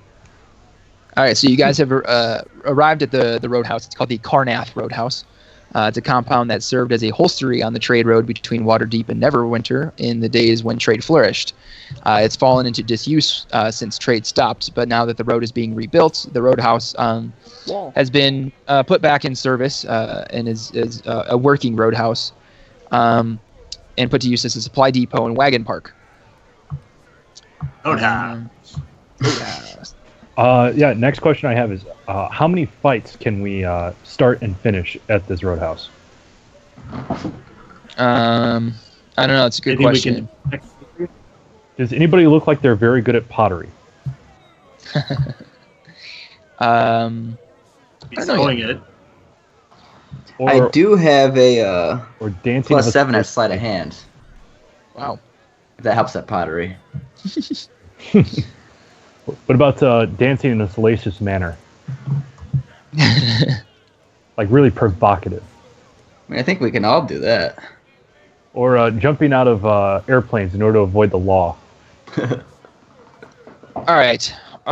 So as far as what you guys know about the roadhouse, it's exactly what it looks like. It's a supply depot for the road builders. But also you know that the contraband that the cult has been transporting is here. It has come here. When wagons arrive from the south, you guys can see as your wagons are brought in, they're brought into the compound 1 or 2 at a time for unloading, then moved back outside for parking. The compound is crowded with food, lumber, and a myriad of other supplies in crates and barrels. Material that can't be left exposed to the cold, wet weather or is especially valuable is stored in the warehouse. And anything valuable is kept in the there's like a back room. The camp has a superintendent, a burly half-orc known only as Bog Luck. My kind of people. And you said he's the supervisor? Yes. Cool. So as far as let me grab your guys' tokens really quick.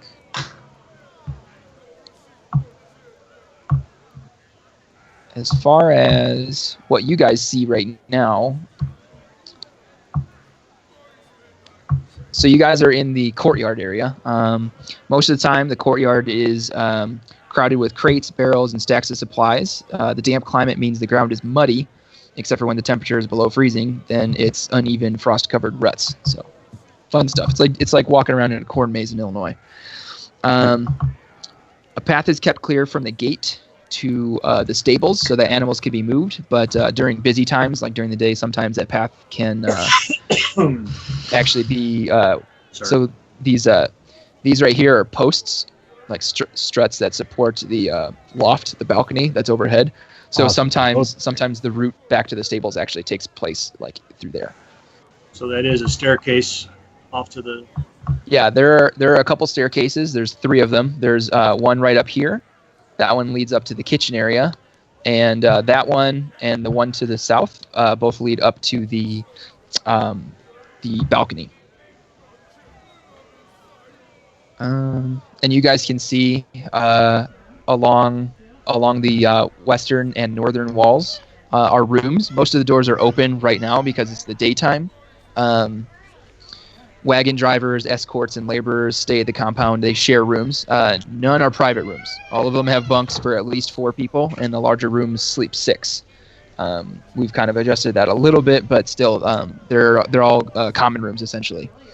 Okay. None of the rooms, as you guys kind of like look around at stuff, none of the rooms have locks on the doors except for one of them.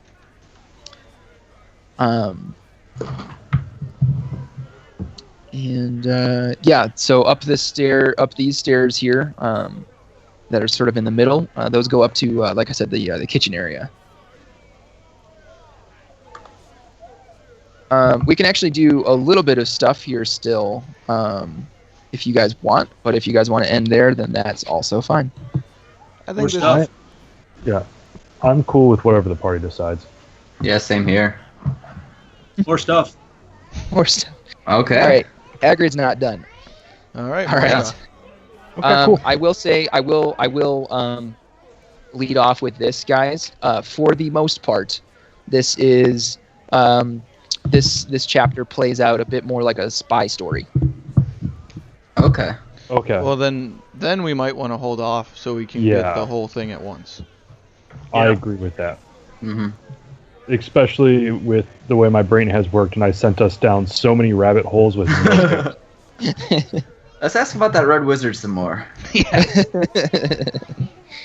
Hey, let's spend an hour explaining how we're going to break into this cabin when our entire plan was let's make a giant fart. We got some nice gems out of it, though. This is true. Well, more you got some nice gems out of it. It was the royal we. Yeah. Oh yeah, Tony, you said you wanted to loot those bodies. Yeah. Here's the thing about bullywugs. They have a weird culture, and they find things that have very little value in the real life to be valuable to them. So you find some like nice but not really valuable like personal trinkets, like hairbrushes, small mirrors, things like that. Like things that they would have picked up off of like a traveling caravan, like ladies' accoutrement that, like I said, have like no value whatsoever. It allows me to groom my manly Goliath mane to perfection. Is he talking about his ball hair again? Had to go there, didn't you? I did. I thought most barbarians were bald. But all right, guys. So you guys are at the Carnath Roadhouse. You finished your 2-month journey to Waterdeep, and then on to the Roadhouse. And Laven was with you the whole time. By the way, he managed to get hired on as a laborer because he caught cold after kissing on some doppelgangers. So he's been under the weather in whichever wagon will take him. Since he's wasn't an employee of the caravan heading north anymore. And Yeah. he made the mistake of trying to get hired using druid craft, so they went, oh, construction worker. Basically. Congratulations on being level 8. Sorry, Laven. Maybe next time. All right. Thanks for listening to yet another episode of Jaygeons and Dragclarks, where us, relatively newcomers to the 5e game, try to figure out what the hell's going on. You can always catch us Sundays on Twitch, Mondays on YouTube, and once, just like always, Loot Crate. With an occasional bye week tossed in. Yeah. Yes. Oh, yeah. By the way, sorry, I forgot to mention that, guys. Next week is going to be a planned off week. Mike is moving to Texas. Woo! Wow. Yep. So he's been working on the maps for Chapter 6. but I fear that if we play next week without him, we may get to that point and I won't have anything for it. So that makes sense. we're going to give him some time to move. And I know also, too, another round of applause for Crispin. Aaron's bachelor party is next weekend. Well, congratulations, sir. Yes. Yes, that's happening. So here's the deal. We have a home game next Sunday. Okay. So I would not be able to prepare Curse of Strahd for individuals, and I don't want Tony to be missing out on that. But we could probably do a one-shot if we just want to get a game going with whoever's available. Yeah, that's always a good idea. Yeah, Yep. see, we'll just kind of play it by ear, and I'll talk to you guys during the week about it. And yeah, if And not, we've always got Destiny 2. Yep. And I'll tell you guys, you can use either of your characters that you've used. It'll be your choice, because if you just want to remember how your old character ran, go through it. But it won't be as fancy as what we've seen. The maps will not be anywhere near as made. They will be on the fly constructed. Yeah, and it'll be much more role combat, where we'll as opposed to role play. Just to give us a nice little change of pace from what we've been seeing so far. Give a chance to make sure everybody gets the full experience. I will also say, too, guys, I know that not everyone in the party is like super gung-ho about those heavy role-playing sessions. And while this next chapter plays out a bit like a spy story, depending on how you guys do it, the next 3 chapters are the essential climax of the book. So things should get pretty interesting for everyone. All right, sounds good. Till next week. Nice. All right. Thanks for watching, guys. Yep, thanks for watching.